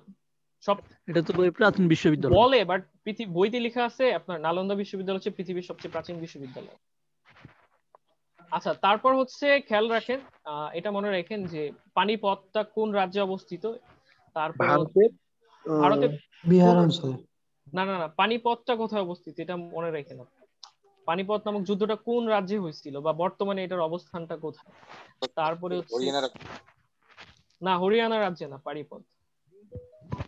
আর ব্যাটেল অফ পলাশি কোথায় হয়েছে বলেন তো? ভাগীরথী নদী। ভাগীরথী নদীর তীরে, বাট কোথায়, প্লেসটা কোথায়? প্লেসটা জানি না। আচ্ছা, পলাশির যুদ্ধ হয়েছে কলকাতাতেই হয়েছে, বাট কলকাতার হুগলি জেলাতে হয়েছিল। কোথায়? হুগলি জেলা। হুগলি জেলাতে। সো যাই হোক, হোয়াট এভার ইট ইজ, এটা আপনাদের হোমওয়ার্ক দিলাম আমি, যে পলাশি যুদ্ধ কোথায় হয়েছে, পানিপথের যুদ্ধটা কোথায় হয়েছে, নালন্দা বিশ্ববিদ্যালয়টা কোথায়, তাজমহলটা কোন রাজ্যে অবস্থিত, এগুলো কিন্তু আগ্রা। আগ্রা এটা তো আগ্রা কিন্তু আপনার জায়গার নাম, কিন্তু আগ্রা তো স্টেট না, কোন রাজ্যে অবস্থিত। ঠিক আছে, উত্তরপ্রদেশ। এটা আপনারা ভালো করে এগুলো বের করে রাখবেন। পানিপথের যুদ্ধ, তারপরে হচ্ছে ব্যাটেল অফ পলাশি, তারপরে হচ্ছে নালন্দা বিশ্ববিদ্যালয়, তারপরে হচ্ছে তাজমহল। এই চারটা আপনাদের হোমওয়ার্ক, এটা আপনাদের নিজ দায়িত্ব আপনারা বের করুন। আমি বললে আপনারা এখন কনফিউজড হয়ে যাবেন। সো এই চারটা আপনারা একটু গুগলে সার্চ করলে আপনারা পাওয়া যাবে। তো বাট এই চারটা খুবই গুরুত্বপূর্ণ, পরীক্ষা আসে, এখান থেকে একটা কমন পাইতে পারে। তারপর হচ্ছে 8 নম্বর কোশ্চেনটা খেয়াল করেন, সর্বপ্রাচীন জনপদের নাম কি? পুন্ড্র। হ্যাঁ, পুন্ড্রর বর্তমান নাম কি বলেন তো? কি বলে, বগুড়ায় অবস্থিত। বগুড়া। হ্যাঁ, পুন্ড্রের রাজধানী ছিল পুন্ড্রনগর, আর পুন্ড্রনগর বেসিক্যালি যে বগুড়াকে বোঝায়। তারপর হচ্ছে 9 নম্বর কোশ্চেনটা খেয়াল করেন, তো 1610 বলেন সর্বমোট কয়বার রাজধানী করা হয়েছিল? 5 বার। 5 বার। টাইম ফ্রেমটা বলতে পারবেন? 5 বার জি ভাই। 1610। হ্যাঁ, 1905। কিন্তু মাঝখানে একটা মিসিং আছে। জি ভাই, 1610। তারপর সেকেন্ড হচ্ছে 1660। ঠিক আছে, 1660। তারপর 1905, 1947, 1971। হ্যাঁ, ঠিক আছে, বাট 1660টা হচ্ছে একটু আনকমন, এটা আমরা জানি না, এটা আননো। সো 1610 সালে করে হচ্ছে সুবেদার ইসলাম খান, আর 1660 সালে করে হচ্ছে মীর জুমলা। ঠিক আছে, মীর জুমলা 1660-এ হচ্ছে মীর জুমলা করে, আর 1947 সালে তো ব্রিটিশরা করে দিয়ে যায়। তারপর হচ্ছে 1905 সালে বঙ্গভঙ্গর পরে হয়েছিল, ব্রিটিশরা করছিল। 1947 সালে আবার হচ্ছে পূর্ব পাকিস্তানের রাজধানী হয় ঢাকা। তারপরে হচ্ছে আবার 1971 সালে বাংলাদেশ সরকারি হচ্ছে রাজধানী করে ঢাকা। এই হলো টোটাল সর্বমোট 5 বার। সো 1660 সালটা সবাই মনে রাখতে পারে না, বাট 1660 সালে মীর জুমলা কিন্তু ঢাকাকে ক্যাপিটাল করছিল। এবং কাকের শহর নামে পরিচিত কোন শহর? কাকের শহর, দ্য সিটি অফ ক্রো। হ্যাঁ, ঢাকা। মসজিদের নগরী, রিকশার নগরী, আর কাকের শহর ঢাকা। এটা কিন্তু মনে রাখতে হবে। এবং ঢাকা সিটি হচ্ছে একটা মেগা সিটি। কি সিটি? মেগা সিটি, 11তম মেগা সিটি। হ্যাঁ, কেন মেগা সিটি বলে বলেন তো? ভাই 1 কোটির উপরে লোক বসবাস করলে পারে, মানে প্রতি বর্গ কিলোমিটার 2000 লোক বসবাস করলে তাকে মেগা সিটি বলা হয়। তো ঢাকাতে 2011 সমীকরণে 1,70,00,000 মানুষ বসবাস করে, এই জন্য ঢাকাকে মেগা সিটি হ্যাঁ, বলা হয়। আপনার অ্যান্সার রাইট আছে, বাট আরো সহজ করে মনে রাখা যাবে। যে শহরে, ওই যেটা বললেন প্রথমে, যে শহরে 10 মিলিয়ন বা 1 কোটি জনসংখ্যা থাকবে সেই শহরকে বলা হবে মেগা সিটি। এইটুকু জানলে হবে। তো পৃথিবীর সবচেয়ে বড় মেগা সিটি হচ্ছে জাপানের রাজধানী টোকিও। হ্যাঁ, আর ঢাকাও একটা মেগা সিটি, বিকজ ঢাকার জনসংখ্যা প্রায় অলমোস্ট 2 কোটি। তারপর ঢাকাকে বলেন তো, ঢাকার স্পেলিং নামের বানান চেঞ্জ করছে কত সালে? 1982 সালে। হ্যাঁ ভাইয়া। হ্যাঁ, 4টার মধ্যে প্রশ্ন সলিউশন শেষ করার কথা ছিল, অলরেডি 4টা বেজে গেছে, মাত্র 10টা সলিউশন করেছেন। হ্যাঁ ভাই, আমি একটু এক্সপ্লেইন করে করতেছি তো ভাইয়া, আমি চাইলে হ্যাঁ। এখনই 5 মিনিট 2 হ্যাঁ মিনিটে হ্যাঁ দিয়ে হ্যাঁ, দিতে পারি, ওগুলো দিয়ে দিব। সলিউশন না না, কারণ ওদের অনেকের প্রশ্ন আছে তো, আচ্ছা ঠিক আছে, আমাদের ওই প্রশ্নগুলো ঠিক আছে ভাই, অ্যানসারও ঠিক দিতে আছে। হবে, ঠিক আছে? ওকে ওকে ভাইয়া, ঠিক আছে। সো যাই হোক, একটু খেয়াল করেন, যেহেতু সময়ের সংকট আমি অ্যান্সার বলে দিচ্ছি। সো কোন ইউরোপীয় জাতি প্রথম প্রথম বাংলায় আগমন করে? এটার সহজ উত্তর হচ্ছে পর্তুগিজরা। পর্তুগিজরা। বাট পর্তুগিজদেরকে আবার কিন্তু ফিরিঙ্গি নামে ডাকা হয়েছে। হ্যাঁ, ফিরিঙ্গি ফিরিঙ্গি। নামে এবং ডাকা। পর্তুগিজ ডাকাতদের বলা হয়তো হারমাত, তাই না? তো হারমাত, হ্যাঁ। হামাত। তো এই পর্তুগিজদের আবার পিটায়া খেদাইছে বাংলা থেকে হচ্ছে কি না না, শায়েস্তা ইসলাম খান। খাঁ। চিটাগাং থেকে শায়েস্তা খাঁ পিটায় পিটায় এই পর্তুগিজদেরকে খেদাইছে। আর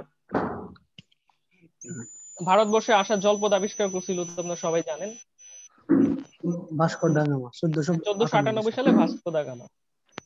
ঠিক আছে। এবং সবার শেষে আসছিল কারা জানেন? ফরাসিরা। ফরাসিরা হলো সবার শেষে আসছিল, বাট সবার প্রথমে আসছিল পর্তুগিজরা। এন্ড হচ্ছে ওলান্দাজ বলা হয়তো কাদেরকে বলেন তো? নেদারল্যান্ড, নেদারল্যান্ড, নেদারল্যান্ড, নেদারল্যান্ড, ডাচদেরকে ওলান্দাজ বলা হয়তো।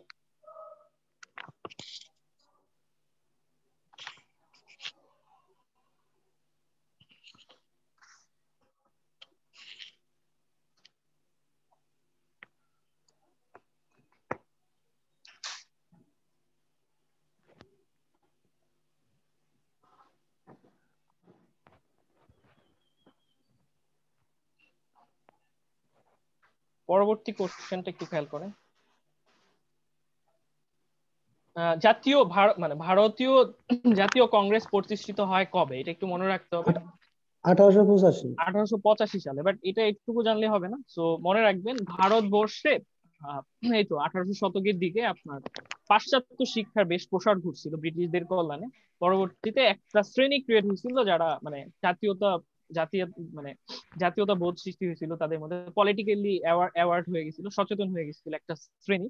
পরে তারা কি করলো? একটা রাজনৈতিক দল গঠন করলো। সেই রাজনৈতিক দলটাই হচ্ছে ভারতীয় জাতীয় কংগ্রেস। কিন্তু এই ভারতীয় জাতীয় কংগ্রেসের গঠনতন্ত্রে বলা ছিল যে সভাপতি হবে ভারতীয়, বাট জেনারেল সেক্রেটারি বা সেক্রেটারি জেনারেল হবে ব্রিটিশ। তো ব্রিটিশ এবং ভারতীয়রা মিলে একটা রাজনৈতিক দল গঠন করছিল। সেই রাজনৈতিক দলটার নামই হচ্ছে ভারতীয় জাতীয় কংগ্রেস। এবং অক্টোভিয়ান হিউম, তাই না? অক্টোভিয়ান হিউম হচ্ছে এই জাতীয় কংগ্রেসের প্রতিষ্ঠাতা। না, সভাপতি ছিল না, উনি ছিলেন সেক্রেটারি জেনারেল, বাট উনি হচ্ছে ফাউন্ডার ছিলেন। অক্টোভিয়ান হিউম, এটা দরকার নেই, এটা তেমন একটা গুরুত্বপূর্ণ না, বাট একটু জেনে রাখলেন। 12 নাম্বারটা হচ্ছে একটু মনে রাখেন যে 1971 সালের মুক্তিযুদ্ধে পাকিস্তানিরা হচ্ছে 25শে মার্চ রাতে যে ওটাকে বলা হবে অপারেশন সার্চ লাইট। এবং এই 25শে মার্চ রাতকে আবার কি দিবস পালন করা হয় বলেন তো? কালো দিবস। না, কালো দিবস তো বলে, হ্যাঁ, গণহত্যা দিবস, জেনোসাইড ডে পালন করা হয়। কি ডে পালন করা হয়? জেনোসাইড, গণহত্যা দিবস। গণহত্যা দিবস পালন করা হয়। এবং বাংলাদেশের সাথে আরো মুক্তিযুদ্ধে আরো দুইটা গুরুত্বপূর্ণ অপারেশন রিলেটেড, একটা হচ্ছে অপারেশন ক্লোজ ডোর, আর একটা হচ্ছে operation jackpot. So operation close ডোরটা কি বলেন তো ভাই? অপারেশন ক্লোজ ডোর হচ্ছে যে যুদ্ধের পর যখন অস্ত্র মানুষের কাছে ছিল, তখন অস্ত্রগুলো জমানোর জন্য অপারেশন ক্লোজ ডোর করা হয়, ক্লোজ ডোর হয়েছিল। আর অপারেশন আরেকটা যেটা ছিল জ্যাকপট, সেটা কি? এটা তো জানি না। সমুদ্রপথে যুদ্ধে নৌবাহিনী। হ্যাঁ, নৌবাহিনী দ্বারা পরিচালিত যুদ্ধ পশ্চিম পাকিস্তানের উপরে যে অপারেশন গুলো চালানো হয়েছে মুক্তিযুদ্ধের সময় বাংলাদেশের বাংলাদেশের নৌবাহিনী দ্বারা, সেটাকে বলা অপারেশন জ্যাকপট। তো এটা মনে রাখেন ভাইয়া। 11 নাম্বারটা একটু রিপিট করেন। 11 অ্যান্সার হচ্ছে, সময় নাই, 11 নম্বরের অ্যান্সারটা হচ্ছে 1885। ঠিক আছে, এটা মনে রাখেন তাহলেই হবে। এই যে পশ্চিমবঙ্গ আছে না, পশ্চিমবঙ্গ ভারতের যে ওয়েস্ট বেঙ্গল, এই ওয়েস্ট বেঙ্গল হচ্ছে ওয়েস্ট বেঙ্গলে কিন্তু একটা যে বর্তমান যিনি মমতা ব্যানার্জি না বন্দ্যোপাধ্যায়, বলেন তো কি হবে? মমতা বন্দ্যোপাধ্যায়।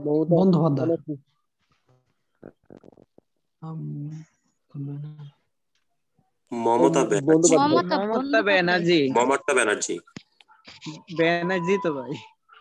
তো যাই হোক, এটা নিয়ে আমি একটু কনফিউজড হয়ে গেলাম। So what ever it is, আমি যতটুকু জানি বন্দ্যোপাধ্যায়, ঠিক আছে। বন্দ্যোপাধ্যায়। তো মমতা বন্দ্যোপাধ্যায় বা ব্যানার্জি দুটাই বললাম। So, উনি হচ্ছে ভারতের মানে পশ্চিমবঙ্গের মুখ্যমন্ত্রী। তো ওনার কিন্তু একটা রাজনৈতিক দল আছে। ওনার রাজনৈতিক দল হচ্ছে তৃণমূল কংগ্রেস। কি কংগ্রেস? তৃণমূল তৃণমূল কংগ্রেস। কংগ্রেস। হ্যাঁ, অল ইন্ডিয়া তৃণমূল কংগ্রেস। তো ওনার রাজনৈতিক দল হচ্ছে তৃণমূল কংগ্রেস। এটা হচ্ছে কংগ্রেস না, কিন্তু কংগ্রেসের সাথে কোয়ালিশন করা। এই যে রাহুল গান্ধী, ইন্দিরা গান্ধী, মহাত্মা গান্ধী, ওনাদের রাজনৈতিক দলের নাম কিন্তু কংগ্রেস। আর বর্তমানে যারা ক্ষমতায় আছে ভারতে সেটা হলো বিজেপি, ভারতীয় জনতা পার্টি। নরেন্দ্র মোদীর রাজনৈতিক দল হচ্ছে বিজেপি, ভারতীয় জনতা পার্টি। আর যারা মহাত্মা গান্ধী, সোনিয়া গান্ধী, রাজীব গান্ধী, ইন্দিরা গান্ধী, ওনাদের যে রাজনৈতিক দল সেটা হচ্ছে কংগ্রেস। তো এই পশ্চিমবঙ্গের জনসংখ্যা কিন্তু 10 কোটি, মানে অলমোস্ট অনেক বড় কিন্তু পশ্চিমবঙ্গ। এই পশ্চিমবঙ্গে 10 কোটি জনসংখ্যা। তো ওদের নির্বাচন হবে, এই যে মার্চ এপ্রিলে নির্বাচন হবে, ওদের পশ্চিমবঙ্গের মুখ্যমন্ত্রী নির্বাচন হবে, ঠিক আছে। সেই জন্য পশ্চিমবঙ্গ বেশ গরম। সো ওকে, ওটা হচ্ছে তৃণমূল কংগ্রেস, অল ইন্ডিয়া তৃণমূল কংগ্রেস। এটা কিন্তু আলাদা আরেকটা জিনিস। তো 12 নম্বর কোশ্চেন তো বললাম। 13 নম্বরটা একটু খেয়াল করেন, বাংলাদেশের সংবিধান। তো বাংলাদেশের সংবিধান হচ্ছে বাংলাদেশের কনস্টিটিউশন। তো বাংলাদেশের 16 সর্বোচ্চ আইন, ডিসেম্বর। হ্যাঁ, এটা আর কি তৈরি মানে এটা হচ্ছে গৃহীত হয়েছিল 4 নভেম্বর 1972 সালে। আর এটা কার্যকর হয় 16 ডিসেম্বর 1972 সাল থেকে। 72 সাল। জি। সংবিধান নিয়ে অনেক ভালো ক্লাস, মানে একটা বড় ক্লাস নেওয়া হয়েছে। সো আর সময় নষ্ট করবো না। বাট সংবিধানটা খুব গুরুত্বপূর্ণ টপিক ঢাকা ভার্সিটির জন্য, বিউপির জন্য। এটা ভালো করে সবাই পড়বেন। এটা বিসিএস পরীক্ষার জন্য আপনাকে ভালো করে পড়তে হবে। সংবিধানটা একটা কোশ্চেন আপনার কমন পাবেন ঢাকা ভার্সিটিতে। সো এই টপিকটা ভালো করে পড়বেন। তারপরে হচ্ছে নিচের কোন নৃগোষ্ঠী নাগা। বাংলাদেশে বসবাস করে না? নাগা। নাগা, হ্যাঁ, নাগা। আর বাকি যারা আছে এরা সবাই হচ্ছে মোটামুটি বাংলাদেশে বসবাস করে। যেমন খাসিয়ারা বাস করে হচ্ছে আপনার সিলেটে, মণিপুরীরাও সিলেটে, হ্যাঁ, মণিপুরি, খাসিয়ারা সবাই হচ্ছে সিলেটে বসবাস করে।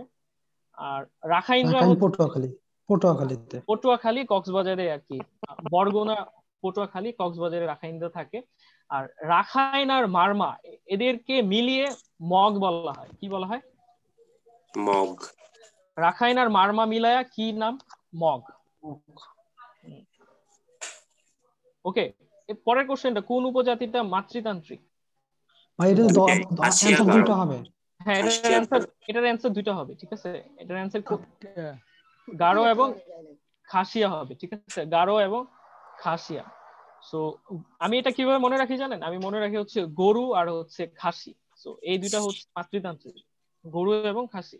তো গারো এবং খাসিয়া হচ্ছে মাতৃতান্ত্রিক।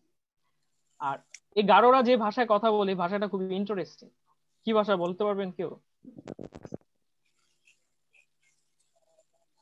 সো দুইটা জিনিস আপনারা একটু নোট করেন। সো গারোরা কথা বলে হচ্ছে মান্দি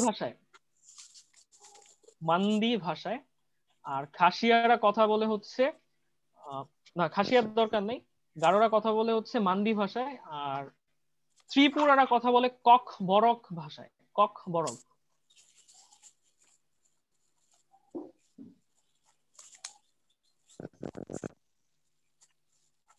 কক বরক ভাষায় কথা বলে হচ্ছে ত্রিপুরারা। আর মান্দি ভাষায় কথা বলে হচ্ছে গারোরা। আর ওই যে পালি নামে একটা সাবজেক্ট আছে না ঢাকা ভার্সিটিতে, পালি ও বুদ্ধিজম, ওরা হচ্ছে ওই যে মারমা, তারপরে হচ্ছে রাখাইন, ওরা কথা বলে হচ্ছে পালি ভাষায়। মগ, মারমা, রাখাইন এরা কথা বলে কি ভাষায়? পালি ভাষায়। গারোরা কথা বলে মান্দি ভাষায়। আর কক বরক ভাষায় কথা বলে হচ্ছে ত্রিপুরারা। একটা কোশ্চেন দিলেও দিতে পারে। বিগ ব্যাং থিওরি বা বিগ ব্যাং তত্ত্ব, এটা আসলে কি? সো আপনারা সবাই জানেন যে বিগ ব্যাং থিওরি হচ্ছে পৃথিবীটা তৈরি হয়েছে, বা যত গ্রহ, নক্ষত্র, গ্রহাণু, উপগ্রহ, প্ল্যানেট যা কিছু আছে সবকিছু তৈরি হয়েছে কিন্তু আপনার একটা হচ্ছে বিশাল বিস্ফোরণের মাধ্যমে। ওই বিস্ফোরণকে ইংরেজিতে বলা হয় বিগ ব্যাং। মানে হ্যাঁ, পৃথিবী তৈরি হয়েছে একটা বিশাল মহাবিস্ফোরণের মাধ্যমে, সেটার ইংরেজি নাম হচ্ছে বিগ ব্যাং। সো কসমোলজি তো সবাই বুঝেন, তাই না? সো বিগ ব্যাং থিওরির প্রবক্তা হচ্ছে জি ল্যামেটার, না স্টিফেন হকিং, এটা হবে জি ল্যামেটার। সো বিগ ব্যাং থিওরির প্রবক্তা হচ্ছে জি ল্যামেটার, কিন্তু বিগ ব্যাং থিওরিটাকে ইন্টারপ্রেট, কনস্ট্রু বা ব্যাখ্যা করছে কে? ব্যাখ্যা করছে হলো বা কনস্ট্রু করছে হলো স্টিফেন স্টিফেন হকিং। হকিং।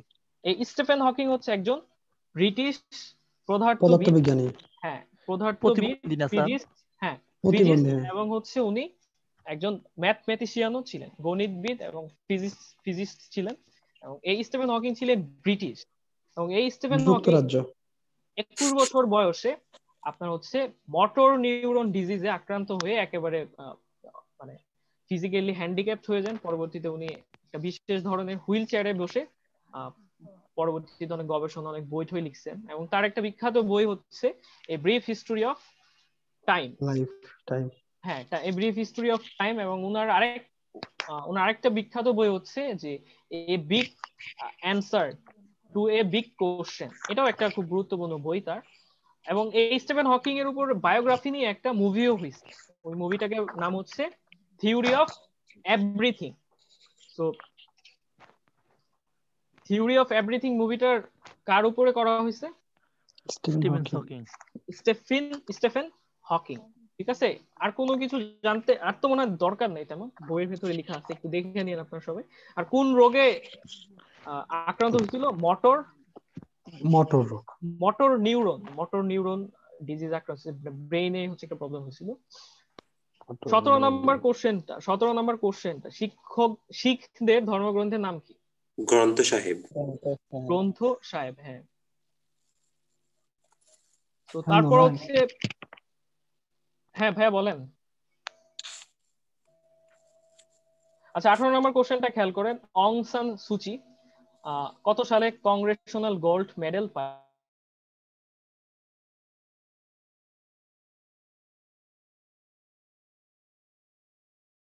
হবে নয়,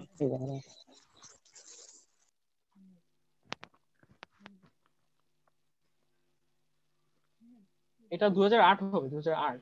কি হবে? Congressional gold medal. আচ্ছা,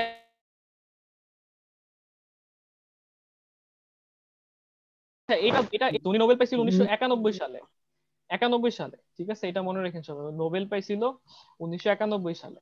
এবং নোবেল বিজয়ীদেরকে কিন্তু নোবেল উইনার বলে না, বা ঠিক আছে, কেন নোবেল উইনার বলেন না বলেন তো? কারণ নোবেল মানে নোবেল এই যে যারা যারা পায়, এরা কিন্তু কোনো কম্পিটিশন করে পায় না, ঠিক আছে? কোনো কম্পিটিশন করে? কোনো কম্পিটিশন হয় না, বা এটা কোনো রেসও না, এটা কোনো কম্পিটিশন না, কম্পিটিটিভ এক্সামও না, বা প্রতিযোগিতাও না। তো যার কারণে নোবেল উইনার বলে না এদেরকে। সবসময় যারা নোবেল পুরস্কার পায় তাদেরকে বলা হয় নোবেল লরিয়েট। কি বলে?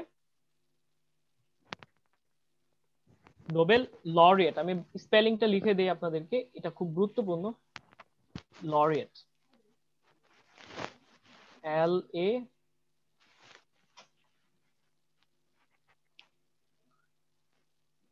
LAUREAT।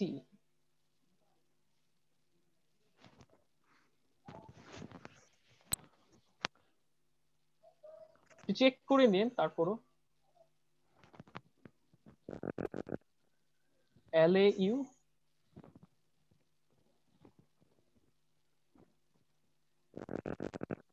Wait, Nobel laureate. So Aung San Suu Kyi কত সালে নোবেল পাইছে বলেন তো? 1991। 1991 সালে। অং সান সুচির বাবার নাম কি বলেন?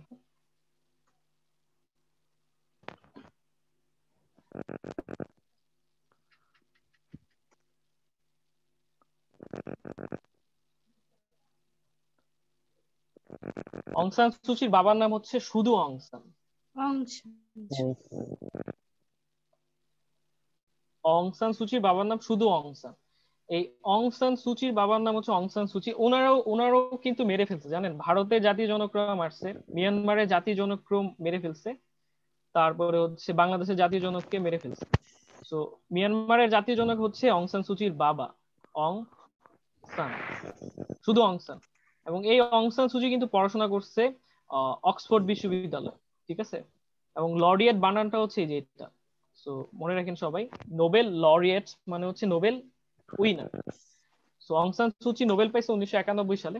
আর অং সান সুচিকে কিন্তু আপনার প্রাইম মিনিস্টারও না, বা উনি প্রেসিডেন্ট না, উনি হচ্ছে স্টেট কাউন্সিলর। ওনার পদটা কি ছিল? প্রধানমন্ত্রী সমতুল্য। প্রধানমন্ত্রী সমতুল্য। কারণ হচ্ছে ওনাকে মানে ওই দেশের মিলিটারিরা ওনাকে প্রেসিডেন্ট এবং প্রধানমন্ত্রী হওয়ার জন্য মানে নিষিদ্ধ করছে, ব্যান করে দিছে, ওনার উপর এমবার্গো জারি করছে, যার কারণে উনি কখনো প্রেসিডেন্ট বা প্রাইম মিনিস্টার হইতে পারবে না। তো এই জন্য নতুন করে আর কি চাপে পড়ে নতুন করে একটা পদ সৃষ্টি করে তাকে আর কি ক্ষমতা হস্তান্তর করছে। ওই পদটা হচ্ছে স্টেট কাউন্সিলর। আর রিসেন্টলি তো আপনারা সবাই জানেন যে মিয়ানমারে হচ্ছে কু হয়েছে। কু মানে অভ্যুত্থান, ঠিক আছে? কুয়ের বানানটা কিন্তু মনে রাখবেন, কুয়ের বানানটা একটু এক্সেপশনাল। সিও ইউ পি আছে, কিন্তু পিটা সাইলেন্ট থাকে, পিটা উচ্চারিত হয় না। তো ঠিক আছে, কু মানে হচ্ছে সামরিক অভ্যুত্থান, ঠিক আছে? এটা মনে রেখে। তো ভাইয়া অং সান সুচি কি এখনো বেঁচে আছে? হ্যাঁ হ্যাঁ, উনি তো ওনারে গৃহবন্দী করছে এই যে কয়েকদিন আগে, ওনাকে নিজ বাসায় গৃহবন্দী করছে, ঠিক আছে? বেঁচে আছে, বেঁচে আছে। পেপার পড়বেন, ঠিক আছে? পেপার না পড়লে তো এগুলো জানবেন না, পেপার পড়তে হবে সবাই। তারপরে সুমাত্রা দ্বীপ কোন দেশের অংশ বলেন তো? ইন্দোনেশিয়া। ইন্দোনেশিয়া। ইন্দোনেশিয়া ভাইয়া। ইন্দোনেশিয়া। বালি দ্বীপ কোন দেশে বলেন তো? ইন্দোনেশিয়া। ইন্দোনেশিয়ার রাজধানীর নাম কি? জাকার্তা। বর্নিও। বর্নিও, হ্যাঁ। জাতিসংঘ নাম চেঞ্জ করছে, ওদের রাজধানী ক্যাপিটাল চেঞ্জ করছে। আচ্ছা, এটা তো বর্নিও না, এটা তো বর্নিও দ্বীপে রাজধানী করছে ভাইয়া। না, এটা রাজধানীর নাম বর্নিও, কারণ ওই দ্বীপ ডুবে যাচ্ছে। হ্যাঁ হ্যাঁ, ডুবে যাচ্ছে, এক্স্যাক্টলি। সো জাকার্তার অবস্থা খুব খারাপ। সো ইন্দোনেশিয়া তো হচ্ছে পৃথিবীতে মানে ধারণা করা হয় পৃথিবীতে সবচেয়ে বেশি দ্বীপ হচ্ছে ইন্দোনেশিয়া। ইন্দোনেশিয়া পুরো দেশটাই একটা দ্বীপ দেশ, জাপানের মতো খন্ড খন্ড দ্বীপ নিয়ে দ্বীপ বেষ্টিত একটা দেশ। জাভা দ্বীপ, সুয়ালেচি দ্বীপ, বালি দ্বীপ, ঠিক আছে, সুমাত্রা দ্বীপ, অনেক দ্বীপ আছে। এবং এই বালি দ্বীপকে বলা হয় রোমান্টিক দ্বীপ, যারা হচ্ছে হানিমুন করতে আর কি ওই সুমাত্রা দ্বীপ এই বালি দ্বীপে যায়, যার কারণে বালি দ্বীপকে বলা হয় রোমান্টিক দ্বীপ। তো ইন্দোনেশিয়া হচ্ছে পৃথিবীতে সবচেয়ে বেশি মুসলমান বাস করে এবং পৃথিবীতে সবচেয়ে বেশি দ্বীপ আছে, এবং এটা দক্ষিণ পূর্ব এশিয়ার একটা দেশ। এই ইন্দোনেশিয়া আবার স্বাধীনতা লাভ করছে নেদারল্যান্ড থেকে। কোন দেশ থেকে? ডাচদের কাছ থেকে। ডাচদের কাছ থেকে। তো এই ইন্দোনেশিয়া থেকে আবার স্বাধীনতা লাভ করছে হচ্ছে আপনার পূর্ব তিমুর। কোন দেশ? পূর্ব তিমুর। পূর্ব তিমুর স্বাধীনতা লাভ করছে আবার ইন্দোনেশিয়া থেকে। সো এই ইন্দোনেশিয়ার হচ্ছে একটা দ্বীপ আছে, সেটা হচ্ছে সুমাত্রা। বর্নিও দ্বীপে 3টা দেশ অবস্থিত না? আপনারা মনে রাখেন, এত কিছু এখন দরকার নেই, জাস্ট একটা জিনিস মনে রাখেন, ইন্দোনেশিয়ার বর্তমান রাজধানী হচ্ছে বর্নিও। এবং ইন্দোনেশিয়া একটা দ্বীপ দ্বীপ দ্বীপ বেষ্টিত দেশ, সবচেয়ে বেশি মুসলমান আছে, সবচেয়ে বেশি দ্বীপ আছে। পূর্ব তিমুর স্বাধীনতা লাভ করছে ইন্দোনেশিয়া থেকে, এবং ইন্দোনেশিয়া স্বাধীনতা লাভ করছে কার থেকে? পর্তুগাল না, নেদারল্যান্ড থেকে, ঠিক আছে? ওকে। আর পৃথিবীতে সবচেয়ে বেশি মুসলমানও আছে ইন্দোনেশিয়া। এবার আসেন হচ্ছে কারবালা কোথায় অবস্থিত? ইরাকে। ইরাকে, ঠিক আছে, এটা সবাই মনে রাখবেন, কারবালা হচ্ছে ইরাকে অবস্থিত। বলেন তো কান্দাহার কোথায় অবস্থিত? কান্দাহার? না, কান্দাহার ইরাকে না। কান্দাহার হচ্ছে না, মিশরও না। কান্দাহার আফগানিস্তানে অবস্থিত, আফগানিস্তানে, ঠিক আছে, এটা মনে রেখে।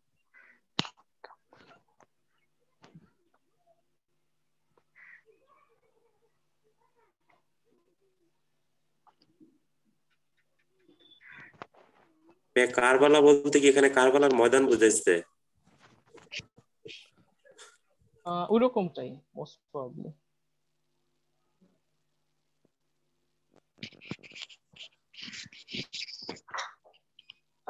তার একটু শেষ করে নিচ্ছি, তারপরে পরে কোশ্চেন।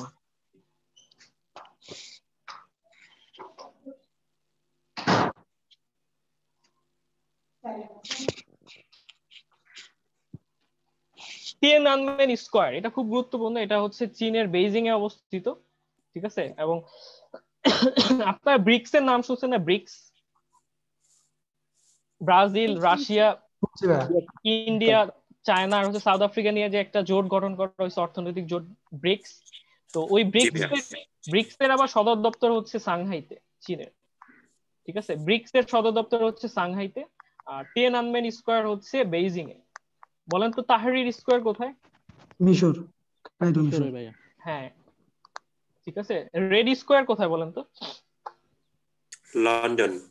এই লন্ডনে না, রেড স্কোয়ার তো রাশিয়াতে অবস্থিত, ওই যে মস্কো রাশিয়াতে রেড মস্কো স্কোয়ার। রাশিয়া। হ্যাঁ। জি ভাইয়া, জি জি। আর Madison square, Madison square, Madison স্কোয়ারে ওই যে কনসার্ট ফর বাংলাদেশ হয়েছিল না, বিটলস গান গাইছিল, ওই যে জর্জ হ্যারিসন গান গাইছিল না, concert for Bangladesh. New York. হ্যাঁ, নিউ ইয়র্কের মেডিসন স্কোয়ারে। So medicine square new York বলতে তাহলে তো ইউএসএ তে, তাই না? ইউএসএ, জি ভাই। হ্যাঁ, এগুলো কিন্তু পারতে হবে। তো তিয়েনআনমেন স্কোয়ারে কি হয়েছিল জানেন? তিয়েনআনমেন স্কোয়ারে হচ্ছে সরকার বিরোধী আন্দোলন হয়েছিল, ওই আন্দোলনে আর কি ছাত্রদের নির্বিচারে হত্যা করা হয়েছিল, হত্যা করছিল। হ্যাঁ, 30,000-এর মতো মনে হয়, আরো বেশি মনে হয়। স্টুডেন্টদের হ্যাঁ, আরো বেশি। স্টুডেন্টদেরকে গুলি করে মেরে ফেলছে এই তিয়েনআনমেন স্কোয়ারে। 1989 সালে এটা হয়েছিল most probably. So Tiananmen square এই জন্য আর কি একটু ফেমাস। So Beijing. তারপরে হচ্ছে, আচ্ছা বলেন তো, বাংলাদেশে যে হেফাজত ইসলাম আন্দোলন করছিল কোথায়? ঢাকা শাহবাগে, শাপলা চত্বরে। শাপলা চত্বরে। হ্যাঁ, শাপলা চত্বর। এই শাপলা চত্বরের স্থপতিকে, স্কাল্পচারকে? আজিজুল পাশা। হ্যাঁ, আজিজুল জলিল পাশা, এক্স্যাক্টলি। মনে রাখবে দুইটা জিনিস, শর্টকাট একদম সহজ করে মনে রাখে, শাপলা চত্বর আর দোয়েল চত্বর, একটা ঢাকা ভার্সিটিতে, একটা হচ্ছে যে মতিঝিলে। এই দুইটাই হলো আজিজুল জলিল পাশা, আজিজুল জলিল পাশা। ঠিক আছে, মনে রাখবেন, আজিজুল জলিল পাশা। তারপরে হচ্ছে 22 নম্বর কোশ্চেনটা, কোন দেশ স্থায়ী সেনাবাহিনী নেই? এটার অ্যান্সার হবে মালদ্বীপ। কোথায় হবে? মালদ্বীপ। মালদ্বীপ। মালদ্বীপে একটা সময় কোনো ভার্সিটিও ছিল না, বাট রিসেন্টলি একটা ভার্সিটি করা হয়েছে মালদ্বীপে। মালদ্বীপের আবার কোনো সীমানা প্রাচীর নাই, জানেন আপনারা সবাই? মালদ্বীপের কোনো সীমানা প্রাচীর নাই। এবং এই মালদ্বীপে কিন্তু যে মন্ত্রিসভার একটা বৈঠক হয়েছিল কিন্তু সমুদ্রের পানির তলদেশে, তাই না? Hello everyone. জি ভাইয়া। হ্যাঁ, তারপরে 23 নাম্বারটা খেয়াল করেন, ফ্যাসিজমের প্রবর্তক কে ছিলেন? মুসলিম। হ্যাঁ, মুসোলিনি। মুসলিম, জি। মুসোলিনি। এবার বলেন ফ্যাসিজম মানে কি? এটা তো জানি। ফ্যাসিজম মানে হচ্ছে মানে সন্ত্রাসবাদী একনায়কতন্ত্র, মানে শুধু একনায়কতন্ত্রই না, অটোক্রাসি না, এও হচ্ছে ওই সরকার মানে সন্ত্রাস, টেরোরিস্ট হয়ে গেছে। দে বিলিভ ইন টেরোরিজম, মানে ঠিক আছে, আপনার হচ্ছে খুবই সাবভার্সিভ, মানে নাশকতামূলক কাজকর্ম করে বেড়ায়, সবসময় মানুষকে মারে, পিটায়, গুম করে ফেলে, নির্বিচারে মারে, মানে যেই হচ্ছে তার সাথে দ্বিমত পোষণ করে তাকে গুম করে মেরে, টর্চার করে। তো কোনো অপোজিশন নাই, কোনো মানুষের রাইট, ফ্রিডম অফ স্পিচ নাই, কোনো স্বাধীনতা নাই, কোনো আইন নেই, কানুন নেই, সে যেটা বলবে সেটাই, ওইটাই হচ্ছে আর কি ফ্যাসিজম। তো ফ্যাসিবাদী সরকার বলে না, বিএনপি মাঝে মাঝে আওয়ামী লীগকে বলে যে ফ্যাসিবাদী সরকারকে উৎখাত করতে হবে। ফ্যাসিবাদী মানে হচ্ছে সন্ত্রাসকে যে প্রায়োরিটি দেয়, যে সরকার সন্ত্রাসকে প্রায়োরিটি দেয়, টেরোরিজমকে লালন পালন করে, বা যে সরকারের আমলে টেরোরিজমটা আরো বুস্ট আপ হয়, ওটাকে বলা হয় ফ্যাসিবাদী সরকার। তো ফ্যাসিজমের প্রবর্তক ছিল ইতালির তিনোর বেনিতো মুসোলিনি। ক্লিয়ার? জি ভাইয়া। জি ভাইয়া। ওকে, তারপরে হচ্ছে কোন দেশ ও রাজধানী নাম একই? এটা জিবুতি। কি হবে? জিবুতি হবে, জি। জিবুতি হবে।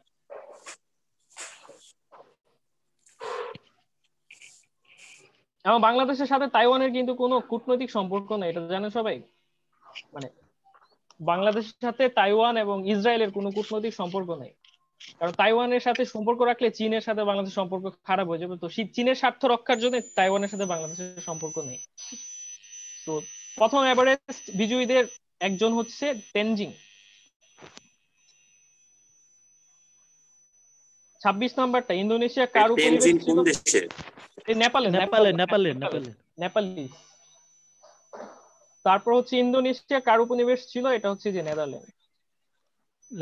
জি ভাই। চে গুয়েভারা কোন দেশে জন্মগ্রহণ করে? এটা হচ্ছে আর্জেন্টিনা। মারা যায় বলিভিয়াতে। এবং কিউবার হচ্ছে মন্ত্রী ছিলেন না? 3 দেশের সাথে মানে চে গুয়েভারার নামটা, মানে চে আর্নেস্টা আর কি ওর নাম, অরিজিনাল নাম। সো ও হচ্ছে ওই যে কিউবার ফিদেল ক্যাস্ট্রোর মানে ছিল, সাপোর্টার ছিল। ফিদেল ক্যাস্ট্রো ছিল না কিউবার? তো ওই কিউবার ফিদেল ক্যাস্ট্রোর সাথে যুদ্ধ করছে, সংগ্রাম করছে। বাট চে গুয়েভারা এত হচ্ছে ফেমাস কারণ উনি ছিলেন একজন বিপ্লবী মানুষ, বিপ্লবী। আচ্ছা ভাই, উনি তো সমাজতান্ত্রিকের প্রবক্তা নাকি এরকম ছিল? না, উনি সমাজতন্ত্রের প্রবর্তন না। সমাজতন্ত্রের প্রবর্তন আরো বহুত আগে হয়েছে। এই আপনার হচ্ছে 1920 সালের দিকে হয়েছে। সোভিয়েত ইউনিয়ন যখন হয়েছে তখন সমাজতন্ত্রের প্রবর্তন হয়েছে। মানে ওটা কি কিউবা হবে ভাই? কিউবা? না, চে গুয়েভারার জন্মগ্রহণ হচ্ছে আর্জেন্টিনা হবে। Answer 27 answer D.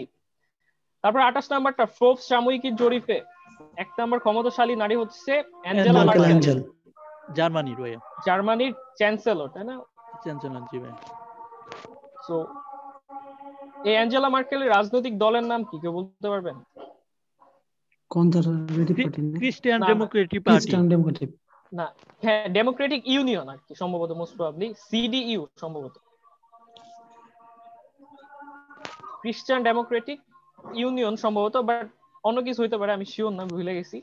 তো সিডি এর পরে আরেকটা কি ইউনিয়ন বা কিছু একটা হবে, আমার মোস্ট প্রবাবলি সিডিইউ মনে হচ্ছে। তো যাই হোক, একটু দেখে নিন আপনারা, সিডিইউ মনে হয় হবে। তো এই ফোর্বসটা কোন দেশের ম্যাগাজিন বলেন তো? ভাই ভাই ইউনিয়ন হবে ভাই, ওনার ইউনিয়ন, হ্যাঁ ইউনিয়ন হবে। ইউনিয়ন হবে। আচ্ছা, তো ফোর্বস হচ্ছে কোন দেশের ম্যাগাজিন বলেন তো? ব্রিটিশ। না না, ফোর্বস সবাই মনে রাখবেন, ফোর্বস, টাইমস, তারপর ভোগ। ফোর্বস 3টা ম্যাগাজিন বড় বড় বিশ্বের মধ্যে, মানে লাইফস্টাইল এবং ফ্যাশন নিয়ে 3টা বড় বড় ম্যাগাজিন। একটা হচ্ছে টাইমস, একটা হলো হচ্ছে ফোর্বস, আর একটা হলো ভোগ। এই 3টা ইউএসএ। ভোগ, ভোগ, VOUGE, ভোগ, হ্যাঁ, সরি, ভোগের বানানো হচ্ছে যেটা। একটু মিউট করেন সবাই, মিউট করেন।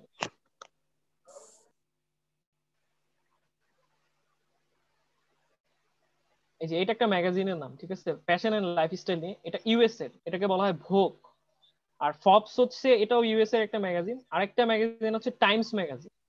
এগুলো খুবই গুরুত্বপূর্ণ।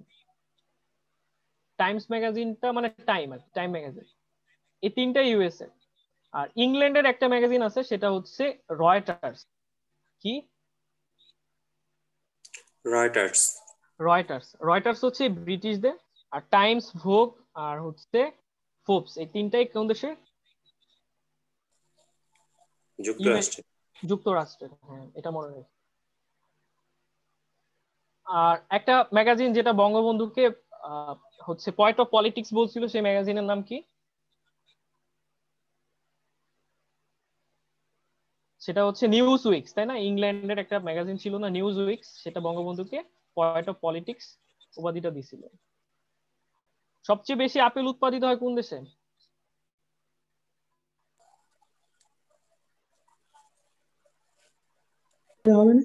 চীনে। চীনে সবচেয়ে বেশি আপেল উৎপাদিত হয় চীনে। সবচেয়ে বেশি আপেল উৎপাদিত হয় চীনে, এবং পৃথিবীর সবচেয়ে বেশি রপ্তানিকারক দেশ হচ্ছে চীন। 29-এর অ্যান্সার হবে সি, ক। আর হচ্ছে 30-এর অ্যান্সার হবে চীন। ক্লিয়ার? কারো কোনো জি কোশ্চেন, ভাইয়া। কারো কোনো কোশ্চেন থাকলে বলেন। জি ভাই, আমার কোশ্চেন আছে। হ্যাঁ, আস্তে আস্তে একটু ওয়েট করেন। ওকে, এই 30টা কোশ্চেন রিলেটেড কোনো কোশ্চেন থাকলে বলেন, না হলে শেষ করে দিলাম। এই 30টার বাইরে আছে ভাই, মানে অন্য হ্যাঁ হ্যাঁ একটা হ্যাঁ কোশ্চেন হ্যাঁ আছে। হ্যাঁ, টপিক থেকে। ভাইয়া আমার এখানে রিলেটেড কোশ্চেন আছে। হ্যাঁ বলেন। সেটা হচ্ছে যে বৃহৎ মানে আয়তনের দিক থেকে প্রথম হচ্ছে রাশিয়া, তারপরে হ্যাঁ, কানাডা, তারপরে কি? কানাডা, তারপরে হচ্ছে আপনার এটা 3 নাম্বারে হচ্ছে যুক্তরাষ্ট্র। জি ভাই, যুক্তরাষ্ট্রে দিছে, আমি ওদিন ভুল হয়েছে। যুক্তরাষ্ট্র দেওয়ার পরে ভুল হয়েছে। জি ভাই, চীন দিছে ওনারা। চীন না, চীন না, যুক্তরাষ্ট্রই তো হবে। ভাইয়া একটু ক্লিয়ার করে বলেন, মানে এটা। আচ্ছা ঠিক আছে, আমাকে একটু টাইম দেন, 1টা মিনিট টাইম দেন। ওকে, তারপরে কোশ্চেন করেন।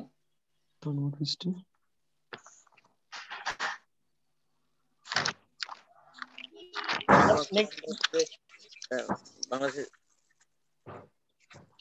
হ্যালো, হ্যাঁ বলেন, শুনছি। হ্যাঁ ভাইয়া, আমার প্রশ্নটা হচ্ছে বাংলাদেশের সর্বোচ্চ পর্বত শৃঙ্গের নাম কি? বাংলাদেশের সর্বোচ্চ পর্বত শৃঙ্গের নাম কি? বিজয়।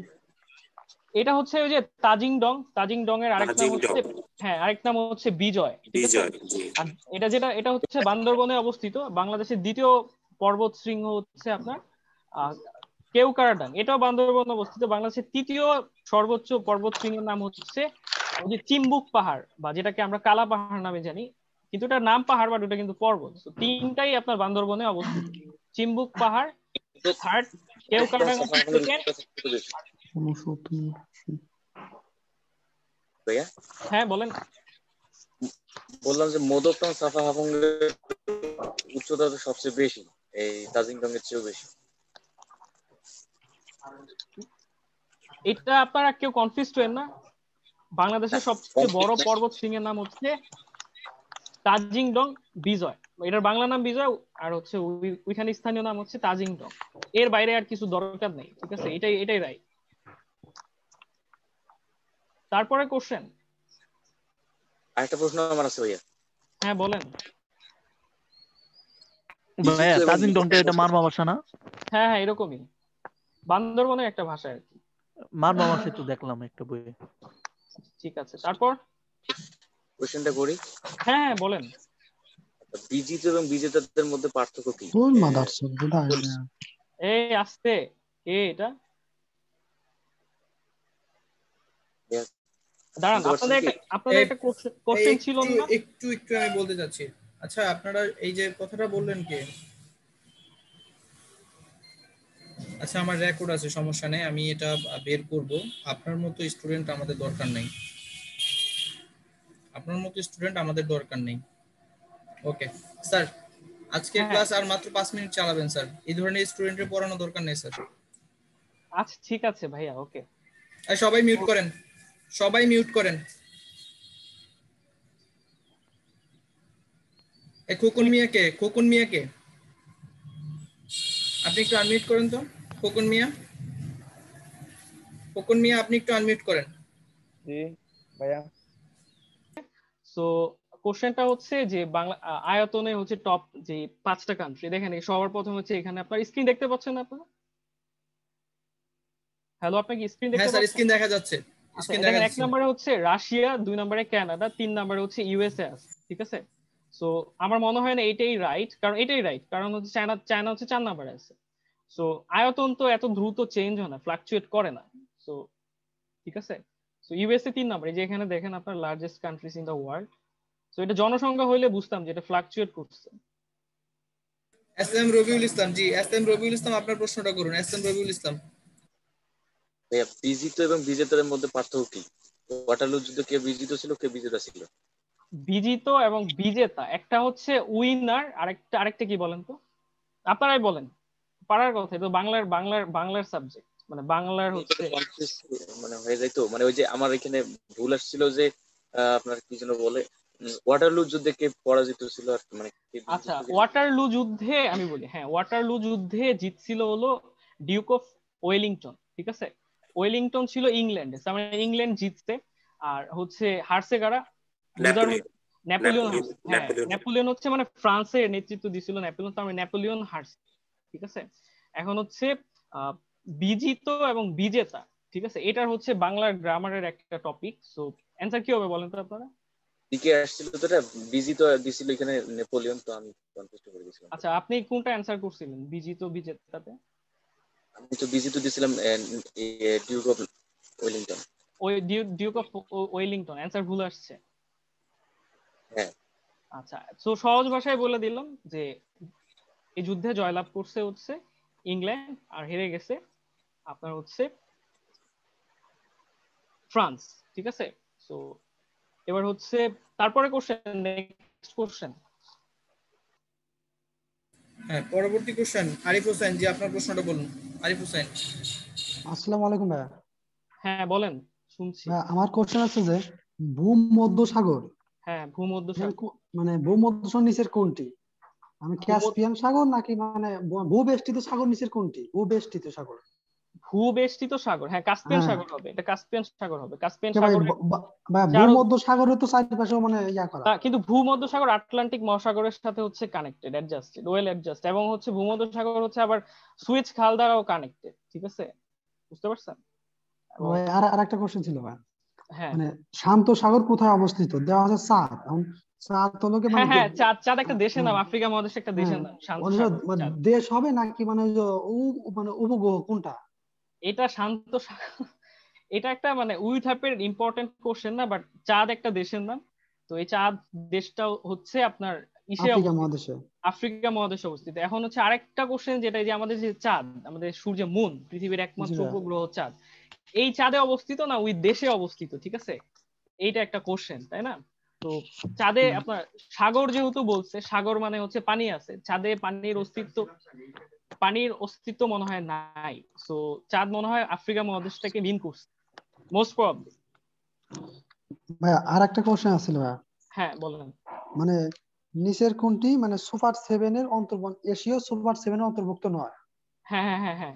অ্যান্সার দেওয়া আছে হংকং। ভাই হংকং তো সুপার সেভেন এর অন্তর্গত। হংকং মানে এখানে আপনার হচ্ছে, হ্যালো, হ্যাঁ ভাই বলেন। হ্যাঁ মানে হংকং এর বিষয়টা আপনাদের একটু আলোচনা করি। হংকং কি আসলে সেটা আগে জানতে হবে আমাদেরকে। হংকং হংকং হচ্ছে একটা একটা চীনের সেমি একটা মানে সেমি অটোনোমাস একটা স্টেট, ঠিক আছে? সেমি অটোনোমাস স্টেট মানে হচ্ছে আধা স্বায়ত্তশাসিত একটা প্রভিন্স। এটা হচ্ছে চীনের সাথে চীনের অধীনে বর্তমান আছে, বাট 1997 সালে, তো এই হংকংটা 97 আগ পর্যন্ত হংকংকে শাসন করতে হচ্ছে আপনার ইংল্যান্ড ব্রিটিশরা। পরবর্তীতে 97 সালে হংকং এর সাথে চীনের সাথে ব্রিটিশদের একটা চুক্তি হয় 50 বছর মেয়াদী। এই 50 বছর ওই চুক্তির মাধ্যমে হংকংটা 50 বছর চীনের অধীনে থাকবে, 97 থেকে 1947 সাল পর্যন্ত। এই 50, এই যে এখন কিন্তু চীনের অধীনে আছে এই চুক্তি অনুযায়ী। তো পরবর্তীতে 47 সালে আবার হংকংটা চলে যাবে কার অধীনে? ব্রিটিশদের অধীনে চলে যাবে। এই জন্য এই ঘটনার জন্যই বলা হয় হংকংকে এক দেশ দুই নীতি। এবং এই হংকং এর যেটা সবচেয়ে বড় প্রবলেম, হংকং আসলে স্বাধীনতা চায়, চীন থেকে আলাদা। আমরা ইংল্যান্ডেরও না, আমরা চীনেরও না, আমরা হচ্ছে কার? আমরা হচ্ছে আমরা নিজের একটা স্বাধীন দেশ। তো চীন তো এটা কোনোভাবেই মানবে না। আর হচ্ছে, তো যার কারণে এই প্রবলেমটা ক্রিয়েট হয়েছে। তো রিসেন্টলি যেটা হয়েছে, হংকং আসলে অনেক বেশি সুন্দর একটা দেশ, এবং এশিয়া মহাদেশের বাণিজ্যিক রাজধানী বলা হয় হংকংকে। এবং হংকং এর রাজধানীর নাম হচ্ছে ভিক্টোরিয়া। এবং এই হংকং এর যেটা সমস্যা হয়েছে চীনের সাথে, যেটা সবচেয়ে বড় প্রবলেম, যে হংকং এ আগে কেউ যদি কোনো ক্রাইম কমিট করতো তাহলে তার বিচারটা হংকং এর টেরিটরির ভিতরেই হইতো। কিন্তু রিসেন্টলি চীন সরকার একটা সংশোধনী আনছে, এনে নতুন আইন পাশ করছে। আইন পাশ করে ওই আইনে বলা আছে যে হংকং এর টেরিটরিতে কেউ ক্রাইম করলে তাকে চীনের যে কোনো আদালতে নিয়ে তাকে তার ট্রায়ালটা করা যাবে, এবং তাকে চীনের যে কোনো কারাগারে আটকায় রাখা যাবে। তো এটা আসলে হংকং এর মানুষদের জন্য একটা বড় হুমকি, যে আগে হংকং এর ভেতরেই তাকে শাস্তি দিত, বাট এখন চীনের যে কোনো জায়গায় গিয়ে শাস্তি দিবে। সো এটা কাইন্ড অফ অপ্রেসিভ একটা আইন হয়ে গেছে, ড্রাকোনিয়ান আইন হয়ে গেছে। তো যার কারণে হংকং বাসী আর কি অনেক খেপে গেছে, খেপে গিয়ে হংকং চীনের এগেনস্টে অনেক আন্দোলন প্রটেস্ট করতেছিল। সো ঠিক আছে, এই মানে আবার হচ্ছে এই যে যে বিলটা পাশ করছে, এই বিলটাকে বলা হয় আসামি প্রত্যর্পণ বিল বা এক্সট্রাডিশন বিল। ঠিক আছে, এই যে আসামি প্রত্যর্পণ বিল নিয়ে বেসিক্যালি হংকং এর সাথে চীনের এখন অনেক বেশি ভায়োলেন্স হইতেছে, মানে রায়ট সৃষ্টি হয়ে গেছে। সো এটা হচ্ছে হংকং এর বেসিক কথা। এবং হংকং হচ্ছে পৃথিবীর 1 নাম্বার দেশ, মানে 1 নাম্বার শহর, যে শহরে বাস করতে সবচেয়ে বেশি টাকা খরচ করতে হয়। মানে বসবাসের ব্যয়, বসবাসযোগ্য লাইফ এক্সপেন্স, মানে লিভিং এক্সপেন্স অনেক বেশি। পৃথিবীতে কোন দেশে মানে কোন শহরে বাস করতে সবচেয়ে বেশি টাকা খরচ করতে হয়? Hello everyone. হংকং। হংকং এ, ঠিক আছে। এখন যেটা হয়েছে সুপার সেভেন, মানে ঠিক আছে, এটা হচ্ছে যেহেতু হংকং একটা সিটি, হংকং তো দেশ না, যার কারণে হংকং আসলে মনে হয় সুপার সেভেনে থাকবে না মোস্ট প্রবাবলি, ঠিক আছে। আর একটা কোশ্চেন ছিল, মানে মানে কোশ্চেন না, মানে একটু মানে জানার ইচ্ছা আছে, মুসলিম অধ্যুষিত দেশ বলতে কি বোঝায়, মানে মুসলিম অধ্যুষিত? মুসলিম অধ্যুষিত যে দেশের মুসলিম বেশি, যেমন বাংলাদেশ একটা মুসলিম অধ্যুষিত দেশ, মেজরিটি মানুষ মুসলিম না, মেজরিটি ধর্মের মানুষ হচ্ছে মুসলিম। সো যে দেশে হচ্ছে মুসলিম বেশি সে দেশ হচ্ছে মুসলিম অধ্যুষিত, ঠিক আছে। ওকে, তারপরে কোশ্চেন। আচ্ছা ঠিক আছে ভাই, আমি আর কোশ্চেন নাই, মানে একটা সমস্যা ছিল ওকে মানে। Okay, no problem no problem. Next question, hand raise করছেন যে কোশ্চেন বলতে পারেন। হ্যাঁ, সজীব আহমেদ বলেন। সজীব আহমেদ আপনার প্রশ্নটা করুন। আমার কোনো আসলে হ্যাঁ ভাইয়া। হ্যাঁ বলেন সজীব আহমেদ। সজীব আহমেদ তার ভাই কথাটা আমার কেটে ওইরকম সেই নিউজটার বিষয়ে একটু যদি বলে। কোশ্চেনটা বুঝি না, I don't get your question man, repeat আচ্ছা ইউর ভাইয়া, কোশ্চেন। আমার তো সেরকম কোনো question না ভাইয়া, আমার একটা নিউজ ভাই এই মাত্র দেখলাম তো ও আচ্ছা, কুই নিউজ বলেন। ভাই। এই যে ডাব, যে বাংলাদেশের যে ইউনিভার্সিটি গুলা সার্কুলার গুলা দিছে এগুলা কি সব বাতিল করছে, নতুন করে আবার সার্কুলার দিবে, ভর্তি ডেট গুলা যেগুলা দিছিল দাবি সহ সব। এটা সমর্থন আমি এইটা আমি হচ্ছে আমি এখন পর্যন্ত কোথাও পাই নাই বা পড়ি নাই, সো একটু দেখে যেহেতু আমি এই জিনিসটা জানি না, সো কমেন্ট করাটা মনে হয় শোচনীয় হবে না। সো স্যার আমি স্যার আমি হ্যাঁ একটু অ্যাড করতে চাচ্ছি, আপনারা হচ্ছে যে বিশ্ববিদ্যালয়ের সার্কুলার দেওয়ার আগ পর্যন্ত কোনো কথায় আপনারা বিভ্রান্ত হবেন না ভাই। আগে সার্কুলার দেখ, তারপরে হচ্ছে যে আমরা ওইটা দেখবো। এরকম অনেক সার্কুলারের আগে অনেক পুরো কথা আসে, অনেক ধরনের কথা আসে, এগুলোতে আপনারা বিভ্রান্ত হবেন না, নিজেদেরকে আপনারা ডিমোটিভ করেন না, ঠিক আছে? আপনারা ডিপ্রেশনে ভুগেন না, আপনারা আপনাদের গতিতে থাকেন, হ্যাঁ? আর স্যার ক্লাসটা মনে হয় শেষ করলে একটু ভালো হয়। হ্যাঁ শেষ করে দিচ্ছি, অলমোস্ট 15 মিনিট ওভার আমাদের নির্ধারিত সময়ের চেয়ে। আচ্ছা তারপরে সমস্যা, লাস্ট আর 2টা কোশ্চেন নিব তারপর শেষ।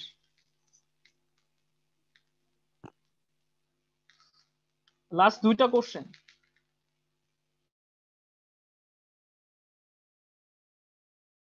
স্যার আর কারো বোধহয় কোনো প্রশ্ন নাই, শেষ করতে পারেন স্যার।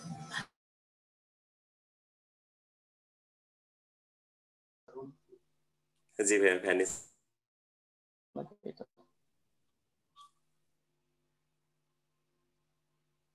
এই যে যেটা ভ্যানিসন, মিট ফ্রম আ ডিয়ার, দেখা যাচ্ছে স্ক্রিনে? জি ভাইয়া। ওকে হ্যাঁ, তো একটু খেয়াল করেন। তারপর next question, last one for today.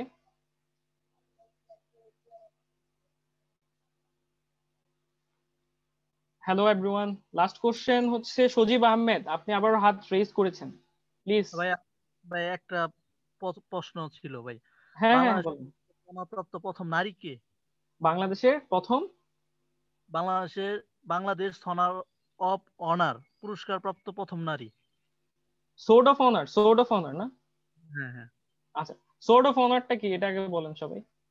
ভাই, এটা তো জানি, এটা একটা কোশ্চেন ব্যাংকের প্রশ্ন। আচ্ছা, সোর্ড অফ অনারটা হচ্ছে মিলিটারি আছে না, মিলিটারি, হ্যাঁ বাংলাদেশে যারা মিলিটারি আছে, মিলিটারি যারা চৌকস কর্মকর্তা থাকে না, চৌকস কর্মকর্তা, তাদের, চৌকস ধন, হ্যাঁ এটা শুনেছি। চৌকস কর্মকর্তাদেরকে এই সোর্ড অফ অনারটা মানে দেয়া হয়, সেনাবাহিনী থেকে দেওয়া হয়, আর পুলিশ থেকে দেওয়া হয় বিপিএম পিপিএম। সো এর বিপিএম এবং পিপিএম দেওয়া হয় হচ্ছে পুলিশদেরকে, আর সোর্ড অফ অনার হচ্ছে মিলিটারি পার্সনদের মধ্যে সবচেয়ে সম্মানজনক পুরস্কার। তো এই সোর্ড অফ অনারটা কখন দেয় জানেন? সোর্ড অফ অনারটা হচ্ছে ওই যে যারা হচ্ছে মিলিটারি মানে প্রথমে বিএমএ তে যায় না, বাংলাদেশ মিলিটারি একাডেমিতে, ইন্টারমিডিয়েট পাশ করে আইএসএসবি দিয়ে যারা হচ্ছে মিলিটারিতে যায়, বিএমএ তে যায়, 3 বছর পর্যন্ত লং কোর্সে থাকে।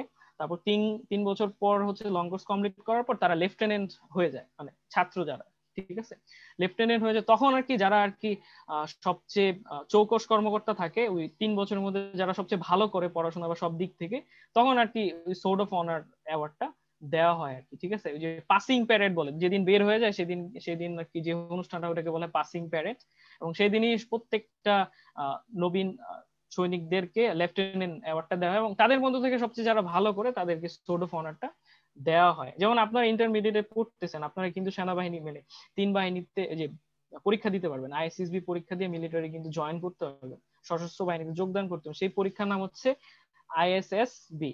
সো ওই পরীক্ষা দিয়ে 3 বছর ওইখানে আপনার ট্রেনিং করবেন, পড়াশোনাও করবেন। সো ওইখান থেকে বের হয়ে গেলে আপনারা লেফটেন্যান্ট হয়ে যাবেন। তো ওই 3 বছর যে ছিলেন ওইখানে যারা সবচেয়ে ভালো করে চৌকস থাকে তাদেরকে আর কি সোর্ড অফ অনারটা দেওয়া হয়, এটা সেনাবাহিনী থেকে দেওয়া হয়। আর বিপিএম এবং PPM, Bangladesh police medal, president police medal, এটা হচ্ছে পুলিশদেরকে দেওয়া হয়, পুলিশদের আর কি বড় সম্মান। এখন কোশ্চেন হচ্ছে হু গট মানে who was the first winner of sword of honour in Bangladesh, ঠিক আছে, এটা হচ্ছে কোশ্চেন। দেখতেছি আমরা কি দেয়া আছে।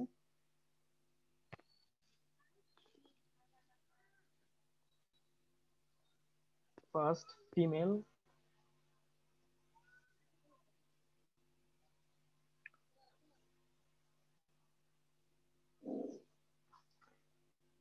এটার অ্যান্সার হচ্ছে যে এটা আজাদ, রিয়ানা আজাদ। বুঝতে পারছেন? আচ্ছা ভাই, এখানে উত্তর দেওয়া তো ভাই মার্জিনা ইসলাম। আচ্ছা, এখানে হচ্ছে আমাদের গুগলে দেয়া আছে হচ্ছে রিয়ানা আজাদ।